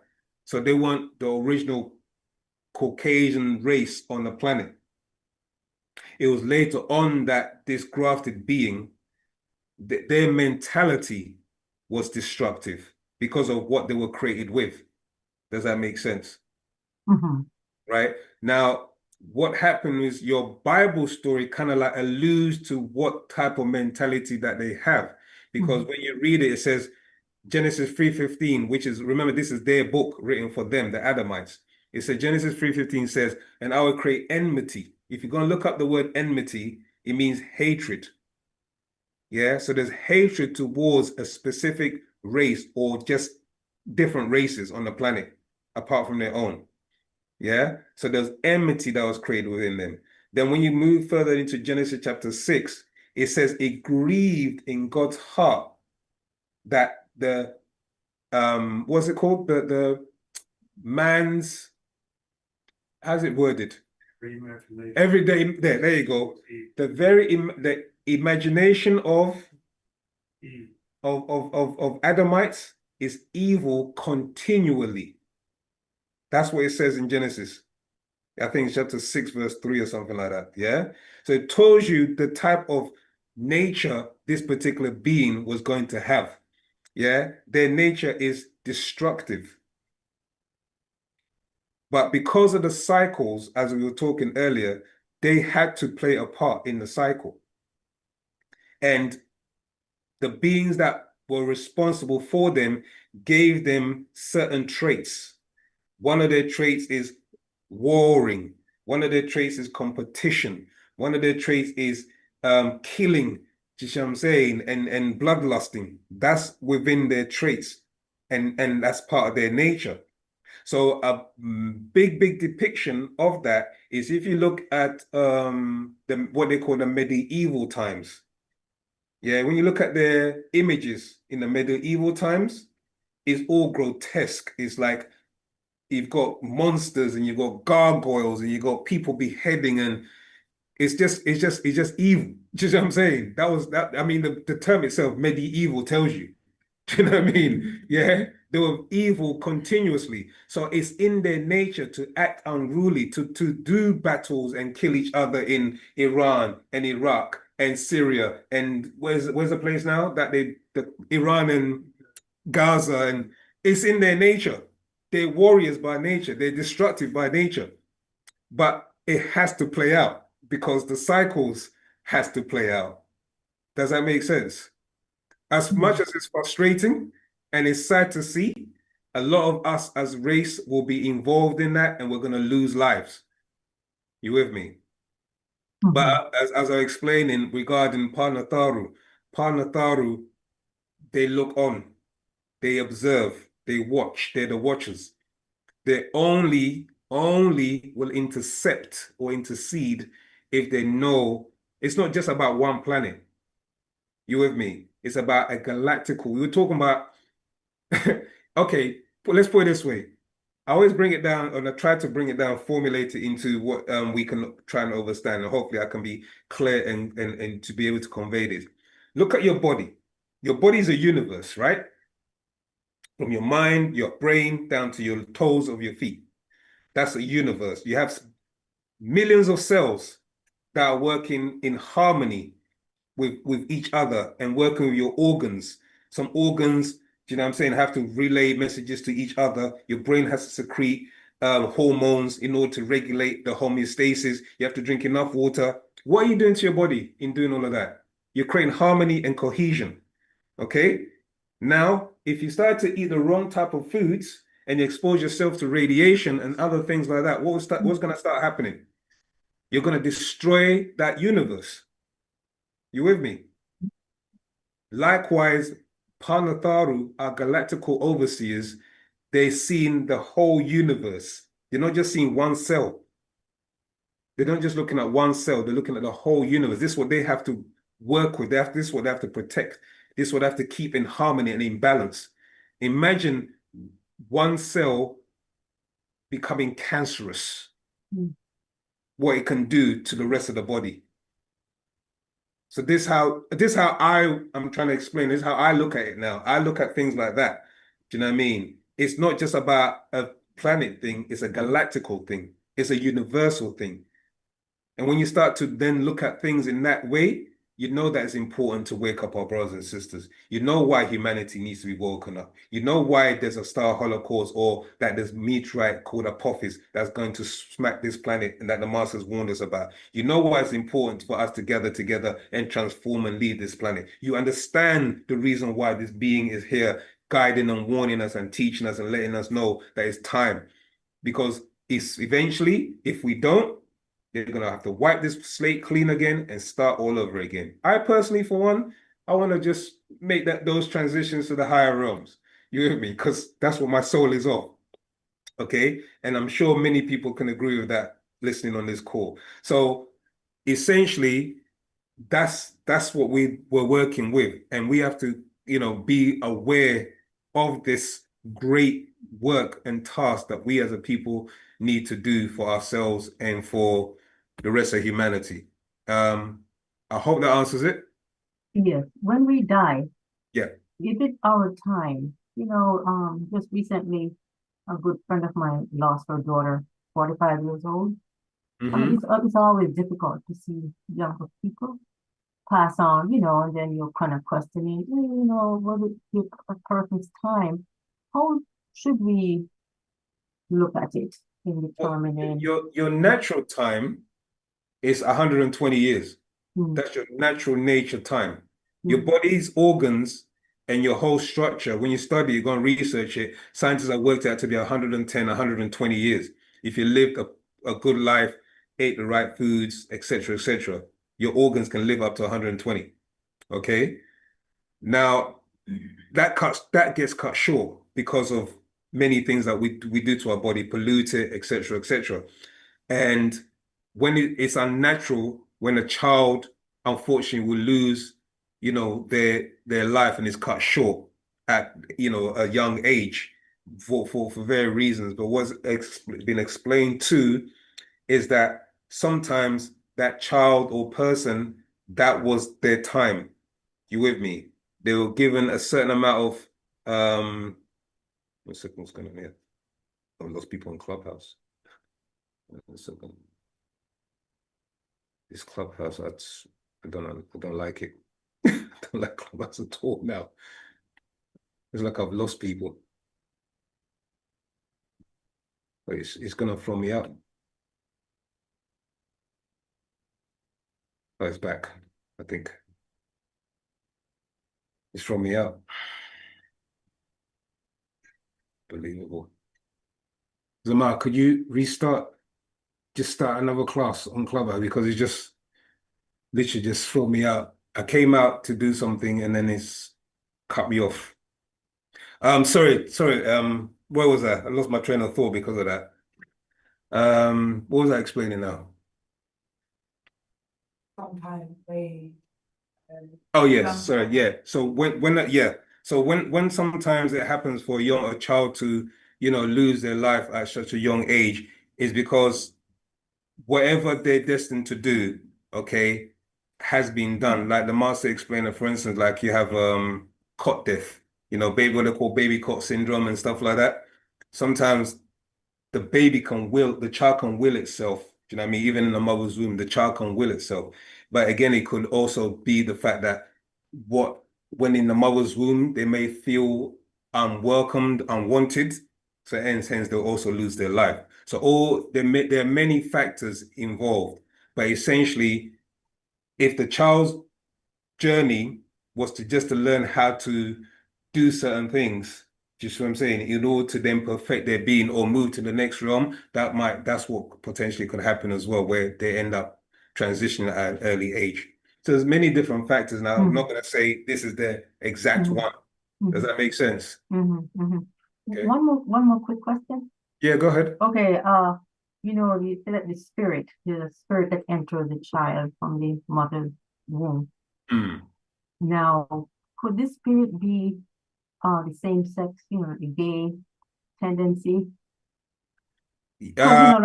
Okay, yeah. So you have gender, okay, beings. When I say beings, I'm not talking about the physical, like sex hormones. You with me? You have female spirits and you have male spirits. So sometimes what will happen is, depending on the mental state of the mother, okay, that female spirit will come and be in a male child. Or the male spirit can go into a female child. That can also happen. Then there are times where the mother's hormones, if it's mentally unbalanced, she can secrete too many female hormones, and that child can be a homosexual. Yeah, we don't say homosexual, we say hormones, because it's the hormones from the mother that can determine also how the child's gonna be. Do you see what I'm saying? What gender, not just gender, but their process of thinking, their mode of thinking, etc., and their sexuality mentally, because of the hormones that's being secreted by the mother. Does that make sense? Yes, I was speaking to a young lady, and I never spoken to anyone on this topic before. It was interesting because she's in her 30s, and she said, ever since she was a little girl, she had a tendency to like girls, and she tried liking boys at some point, but it just didn't pan out. Her likeness for the girls. Yeah, there's in nature, what with natural nature does have its selections. It's nothing unnatural about it. What has happened is because there's parts where a mother, because of what that's why it's very important in our culture that we, we teach about our young females, etc., and mothers, because whatever she's taken in, the baby is absorbing all of this. You with me? Into them. So it's very important for a mother to be at a very peaceful and calm state. And the male should be able to support her through all of what she's going through, because she's creating life. And that life also, like us, we said, if she has the wrong matrix, just what I'm saying, that she's thinking about, or has the wrong imbalancement of emotions, that can also manifest in the child. And that child can end up becoming female, attracted to females because of what the emotions and the hormones that are in that child, that female child. Can it be changed? Can it be changed, No, you wouldn't. We have always taught that we don't mess with those things because it affects them, even though they're taking hormone replacement, this, etc. It's not just the physiology. You see, this was medical science in the West. They don't think about the mental and the spiritual aspect. They only think about the physical aspect. That, oh, okay, we're just gonna do a gender change, or we're gonna do an operation to remove gender. You know what I'm saying? Turn the phallus into a vagina or whatever, vice versa. But it goes more deeper than that, because it's the matrix of the child. The spiritual essence of the child also is at play, in the mental state. And the mind is not in the body. Do you know what I'm saying? Your brain is a transducer. That means it sends and receives messages from the mind. The mind is what could be feminine or masculine, as well as the spiritual essence of that child. Does that make sense? Yes, but I'm wondering, she doesn't want to change sex. No, that's not the situation. But Yeah, I'm wondering, like, can she become straight, and No, like, I mean, I've seen no, that. I've seen situations where they said that, many people who are living the gay life have returned, and some people make the decision. Heterosexual, Yeah, like now. Some people do make the decision to become that, but is it going against their true nature? Is that natural nature, or they're just forcing it because of society's, look on things and tabooism and all of these other things? You see what I'm saying? To make you want to be who you're not. You see what I'm saying? Nature doesn't discriminate like that, because even when you look into nature itself, there's certain creatures that are asexual. There's certain animals that will turn from one sex to another. There's a particular fish that is male, I believe, but when it comes to mating season, it transforms to a female. There's actually fishes that do that. So, nature has these amazing things that they do. I can't remember. I'm trying to find the word, but it happens in natural nature. So it would be wrong for anyone to really force the issue if this is who they are because of society. Do you see what I'm saying? Okay. Yeah. All right. And then I'm just going to add to that. There's also beings that have double resonance, and they're known as gatekeepers. So you have certain children that are born, okay, who have a dual resonant frequency, and they're known as gatekeepers, known as hermaphrodites and hemaphrodites. Okay, so you have homosexuals, that's the hormone, and then you have beings that have spirits, female spirit in a male body, and you have beings that have male spirit in a female body. They're known as he and hermaphrodites, and they are actually known as gatekeepers because they resonate on a particular frequency. And that frequency, what it does is it allows them to open up gateways to other dimensions. They're known as gatekeepers. You can go and research about gatekeepers. Okay. Okay. So the question Broderick is asking is, hang on, before we go up, he says, so are you saying that it is okay to be gay? Yes, we are saying, Broderick, that it's okay to be gay. There's no judgment on anybody in Wu-Sabat. We don't judge like that. Okay, you have to understand that nature has its way of doing things, and we have to respect nature's ways. Yeah. Oh, this one. Okay. I honestly, seriously, I don't know what happened, man. It's like I'm afraid to come out now to read anything because it just cut me off. Right. So we've lost people on Clubhouse, unfortunately. I hope they can join back on. Right. Time is 9 o'clock. There's a question again. Kobe, you have a question? I see your hands up for a while. So yeah, do you have a question? Rahubat Zamal. Rahubat, Kobe. Yes, so I wanted to quickly touch on Mafhuzet. Okay. I wanted to first ask, with this liquid gold, is it literally liquid AU? That's my first question. Okay. And then my second question to lead on from that will probably be, where does this originate from? Am I getting it right by saying it comes from the sacred feminine? And yeah, I just want to know where it originates from. Is it in only in golden children, or is it in all African people? Okay. It's dormant. So it's dormant in all African people. And it needs to be reactivated. So what the brother's asking is that we have what is known as monoatomic gold. Okay, so when you're talking about the liquid gold, it's in a monoatomic state. All right, and that monoatomic state flows in the blood. So we have liquid gold in that sense. You with me? Because it is in the blood. So we're talking AU. Yeah. That's right, AU. Yeah. Okay. Yeah. AU. Yeah, so liquid gold flows in the blood in a monatomic state.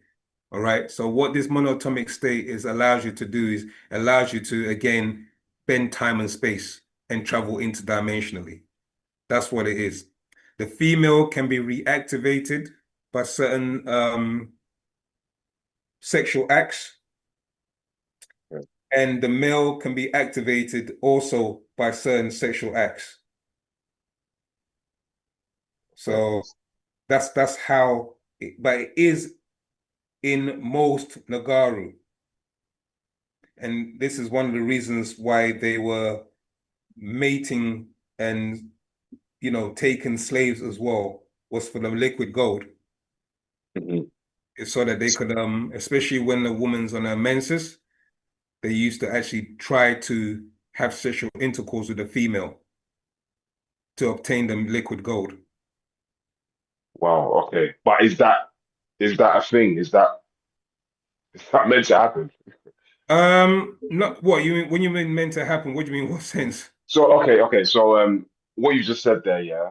Do you mean they will have sexual intercourse during the woman's menstrual? Yes, menses. Yeah, that's what they used to do. Yeah. Okay, so when you say that's what they used to do you mean as in the Tamahu Mukasu? Okay, but that's not the correct thing to do. No, that's not the correct way to do it. Okay. Correct way, yeah. They only did it in order to, because of their nature as being vampires, etc. That's what they would do in order to access it. The other way that they tried to access it too was when they used to dig up our ancestors and they will actually crush the bones. They'll crush the bones, etc., and try to extract it that way. What the master explained is when they did drink it, it will only last for a certain amount of time, and it can also send them in a deranged state, give them a deranged state. So, do you know the story of Jekyll and Hyde? Enlighten me. Where he was 1 minute Dr. Jekyll, and then 1 minute he'll be Mr. Hyde, where he'll acting all crazy and do things like either hurt somebody or kill, etc. So he had a split personality. And that was from drinking certain formulas. This is what happened to them. When they tried to drink the liquid gold, it would turn them crazy. And I take it they're doing that with the crushed bones to get into the bone marrow. Exactly. Okay. Yeah. Okay. So I don't want to touch too much on the sexual acts, but Does this relate? We're grown-ups. All right. Does this relate? Because obviously, you know, the Hindus, I've forgotten what The Kama they have. Sutra. Yes, is that related? Is that It's definitely to related. okay. Yeah, because when you look at the story of Ningishzida, for those who are not familiar, this is your true story of the serpent in the garden. So when your story is that the elder or the being known as Ningishzida, he was the one that was able to show Eve and give her fellatio. And from that sexual act, he gave a portion of his gold to her. And she was able to then to give it to Adam. And that's how the Adamites were able to have the liquid gold from them, and they were able to live a longer life. So it's from Ningishzida. Okay. Yeah. It So was okay. I understand he's Anunnaki, right? what, Ningishzida? Yeah. No, he was part Anunnaki and part African. His mother was Hisat, and his father was Nudimud. So that gave birth to Ningishzida. So that's, and he acquired, you know, the liquid gold obviously from his mother. And the Panataru had the liquid gold in them when they incarnated on this planet anyway. So they already had the form, the Mafkuzat in them. So the Mafkuzat is not just the liquid gold, obviously. You have the other orbitally rearranged monatomic elements. No, I don't want to lock your eye for. Yeah, so you have what is called as ORME, ORME. That's orbitally rearranged monatomic elements.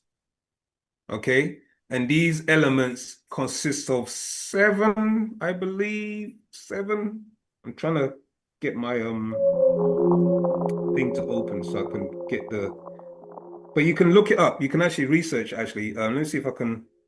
Sorry, Zamar. Can you just repeat the Yeah, sure. acronym? Right. ORME. It stands for orbitally. Yeah, so the orbit of the electrons are rearranged, okay, where they become monoatomic, which means one single atom, lighter than a feather, so light. You see what I'm saying? So it gets vaporized into like this state where it's lighter and it has the potential to then literally vapor, you know, disappear. So that vaporization creates that one atomic element. And then that one atomic element is then obviously created from these certain elements, being platinum is one of them, palladium, but I'm going to bring it up and I can read it out. Okay. So yeah, sorry. So orbitally, it's all right. Orbitally rearranged. Rearranged. Yep. Monoatomic. Monoatomic. Yep. Element. Element. Okay.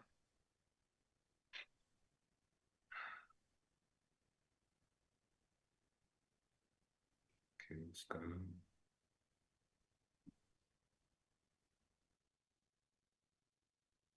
So I don't know what's going on here. Can you?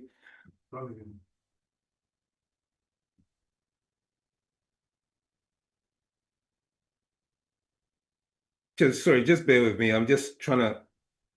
I keep losing myself. Yeah, it's gonna get. It's gonna get. Yeah.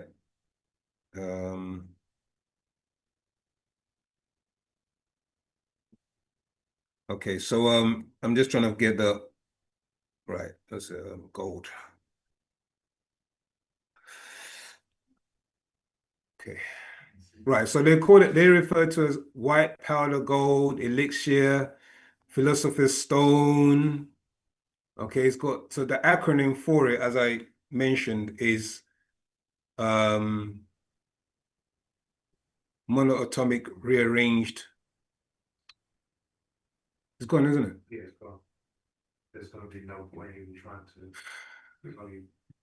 Right. So these precious metals in its monoatomic form, including gold. So these are the elements: gold, platinum, silver, palladium, osmium, ruthenium, rhodium, and iridium. Okay, that's what? 4, 5, 6, 7, 8. Yeah, so these 8 elements, Partner Babyanun explained which each element, when they're in their atomic state, have the ability to do. So you can, break gravity, bend space and time, etc. Yeah, by having these elements, you can regrow your DNA, on the DNA axis. It actually operates on the DNA axis. So there's many abilities that you're able to manifest when you have these.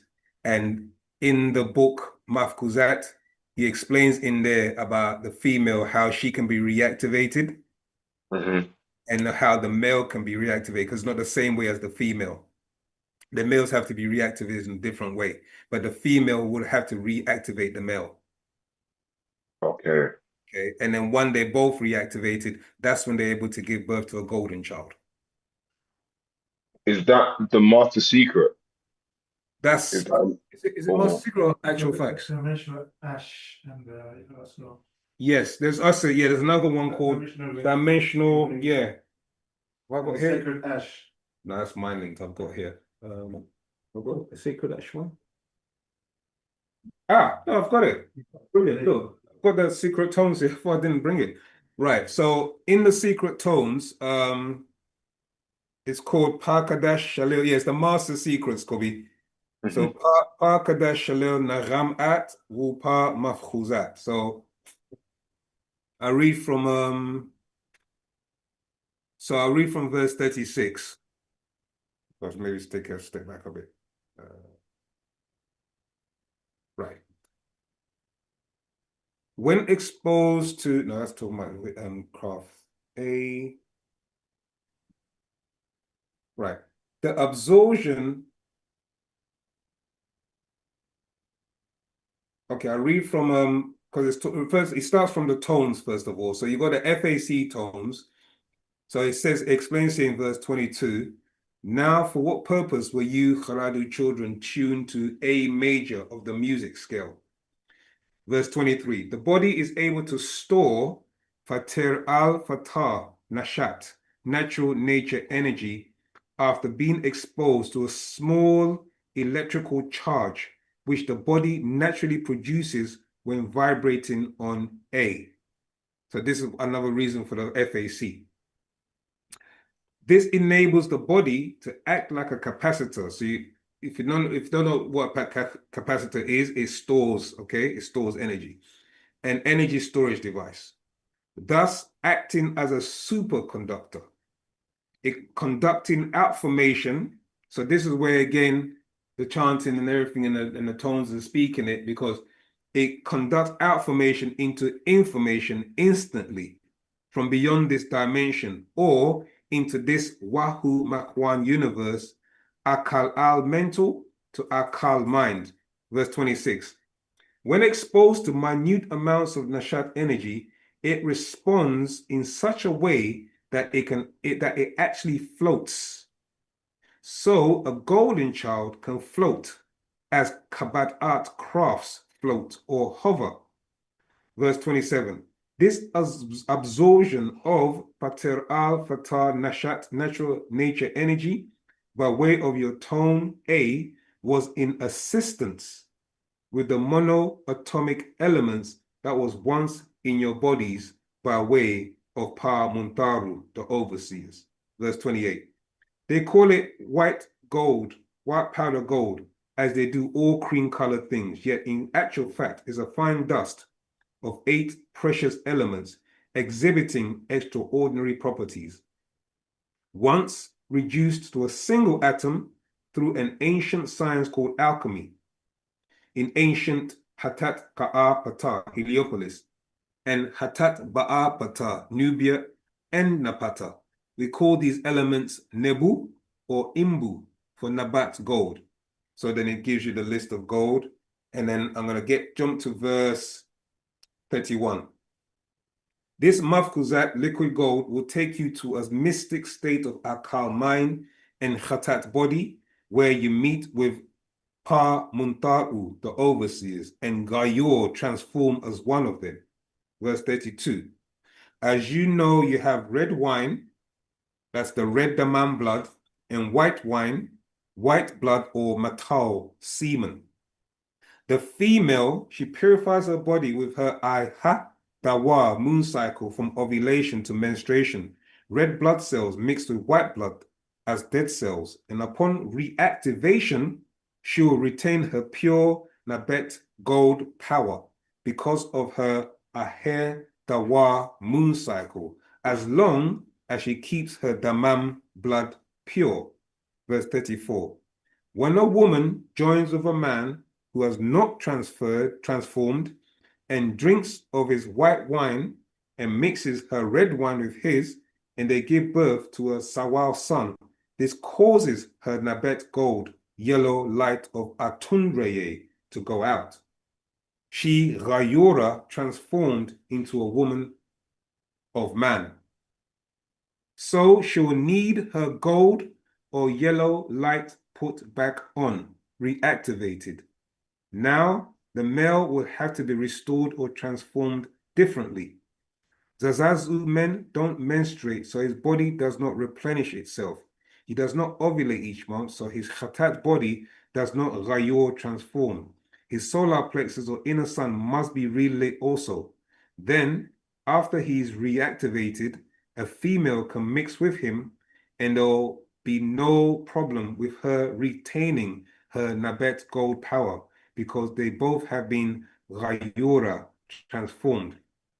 Don't forget also, the Zazastat woman produces seminal fluid or liquid life, white wine, the food of Achach, ether.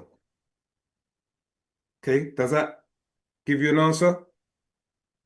It does. I think I need to get the book and really break it down. There's a lot of things from that. So yeah, I definitely need to get that book and break it down. Okay, I've got one last question. Sure, go ahead. So I'm not I don't know, I'm looking at different pieces on a puzzle. I'm just seeing if it fits, yeah. So obviously there's certain areas on the planet where gold is very rich and attainable.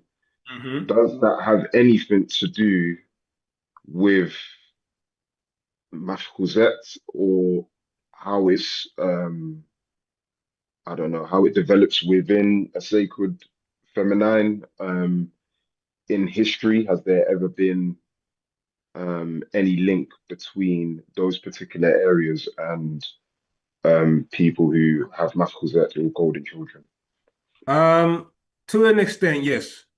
To an extent, yeah, because the deposits in those areas, okay, would be in the soil. There's certain plants that their roots, like for instance, there's a plant that's a diuretic, alfalfa. Okay, yeah. Alfalfa, its roots go really deep. Okay, so what I'm saying is that there are certain plants that when their roots reach deep, because of the deposits of whatever elements are in that area, those plants retain it. So then when obviously we then will cook it, consume it, etc., that also becomes a part of us. So there are going to be areas where some people are actually taking that into their system. You see what I'm saying? The gold, naturally, in Africa. Yeah. Okay, very interesting. I think brother Scott, which one about we're talking about? It says the gold is good. Oh yeah. In the Bible, it talks about the gold is good. Genesis 2:12. Yeah, it says, and the gold of that land is good. Yeah, referring to, let's see, pure 24 karat. Yeah, so there's good gold in certain parts of Africa, but the soil as well where these plants are growing. The master teacher in one of the books, I'm trying to keep is he talks about argan oil. Yeah, argan oil is another one also that he says has advised in one of the books to use. Also, that's also good for us as Nagaru. Yeah, it's actually known as the golden something other, the golden oil or something to that effect. Yeah, so there's certain elements, oils, foods that we're supposed to consume because it helps us. It heals us inside, internally and externally.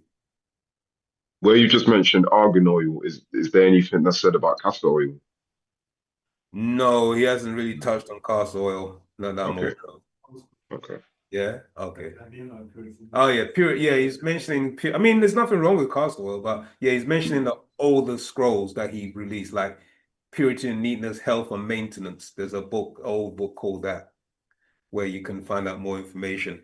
But yeah, essentially, so having this gold in our system was part of Natharu, and also the universe. When you read emotional energy, it talks about how there was in the asteroids that were sent to this planet and into the universe, there was gold on these asteroids.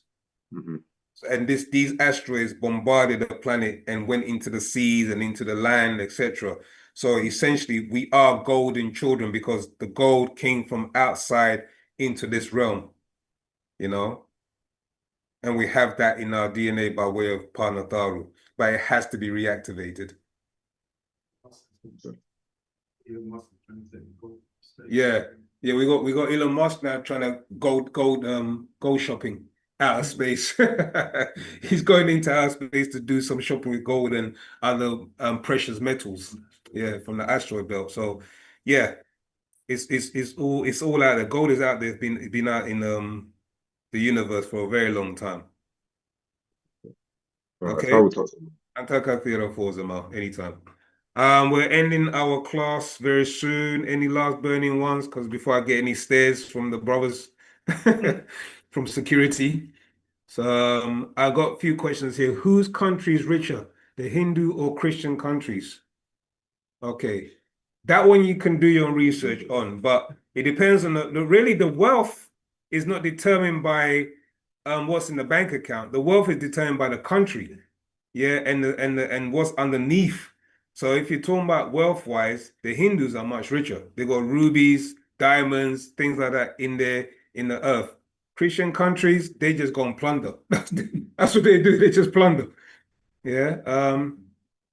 So are you saying that it's okay to be gay? Whoa. Yeah. We when you go and read Sodom is Interpreted, you'll understand. Yeah. There's a book the master wrote regarding David. If you want to know the story of David and his friend Nathan, there was homosexuality in there that was going on between them. It's something that's been happening for a long time, but we don't condone anybody who's homosexual, etc., because we understand the science and nature of homosexuality. It may offend people, but we're Sabians and we deal with natural nature. So, we're not threatened. Our sexuality is not threatened like that. FAC had to get a keyboard to experience that. You can also get something called what's it called? A harmonium. Yeah, if you look up the name harmonium, that you can also get the natural air instrument that actually utilizes air as sound. Okay, it's a Hindu instrument or Indian from India, but it's called a harmonium. I believe that's all the questions that I've read out. I apologize if I've not got to anybody, unless there's any last burning questions. We'll wrap up for class. Okay. All right. So, it's okay. It's home time. It's home time for this. School is over. Class is over. It's home time. The bell's been rang. Okay. I'd like to say, Pokawon. Okay. Taupong, Moisha. Until next time, have a brilliant weekend. Enjoy yourself. Look after yourselves. Wu-Sabat, practice it. Spread it around the world. Teach your family. Okay. You're welcome, Broderick Foreman. Okay. And anyone who's seeking to become a member, please seek out just seek out on Nashat Kayat on WhatsApp and see if you want us to become a member, or you can also register for those who are really serious. You can register on the UnitedSabiansWorldwide.com, where you can actually then have access to updates and the stores around the world and the garments, etc. Start coming to the community events that we have, okay, and then enrich yourself in the culture and get to know who we are. Be familiar, because that's what family is, being familiar with each other. Okay, so please, if you are interested, go onto that website. Also nashat.co.uk/connect for the classes. And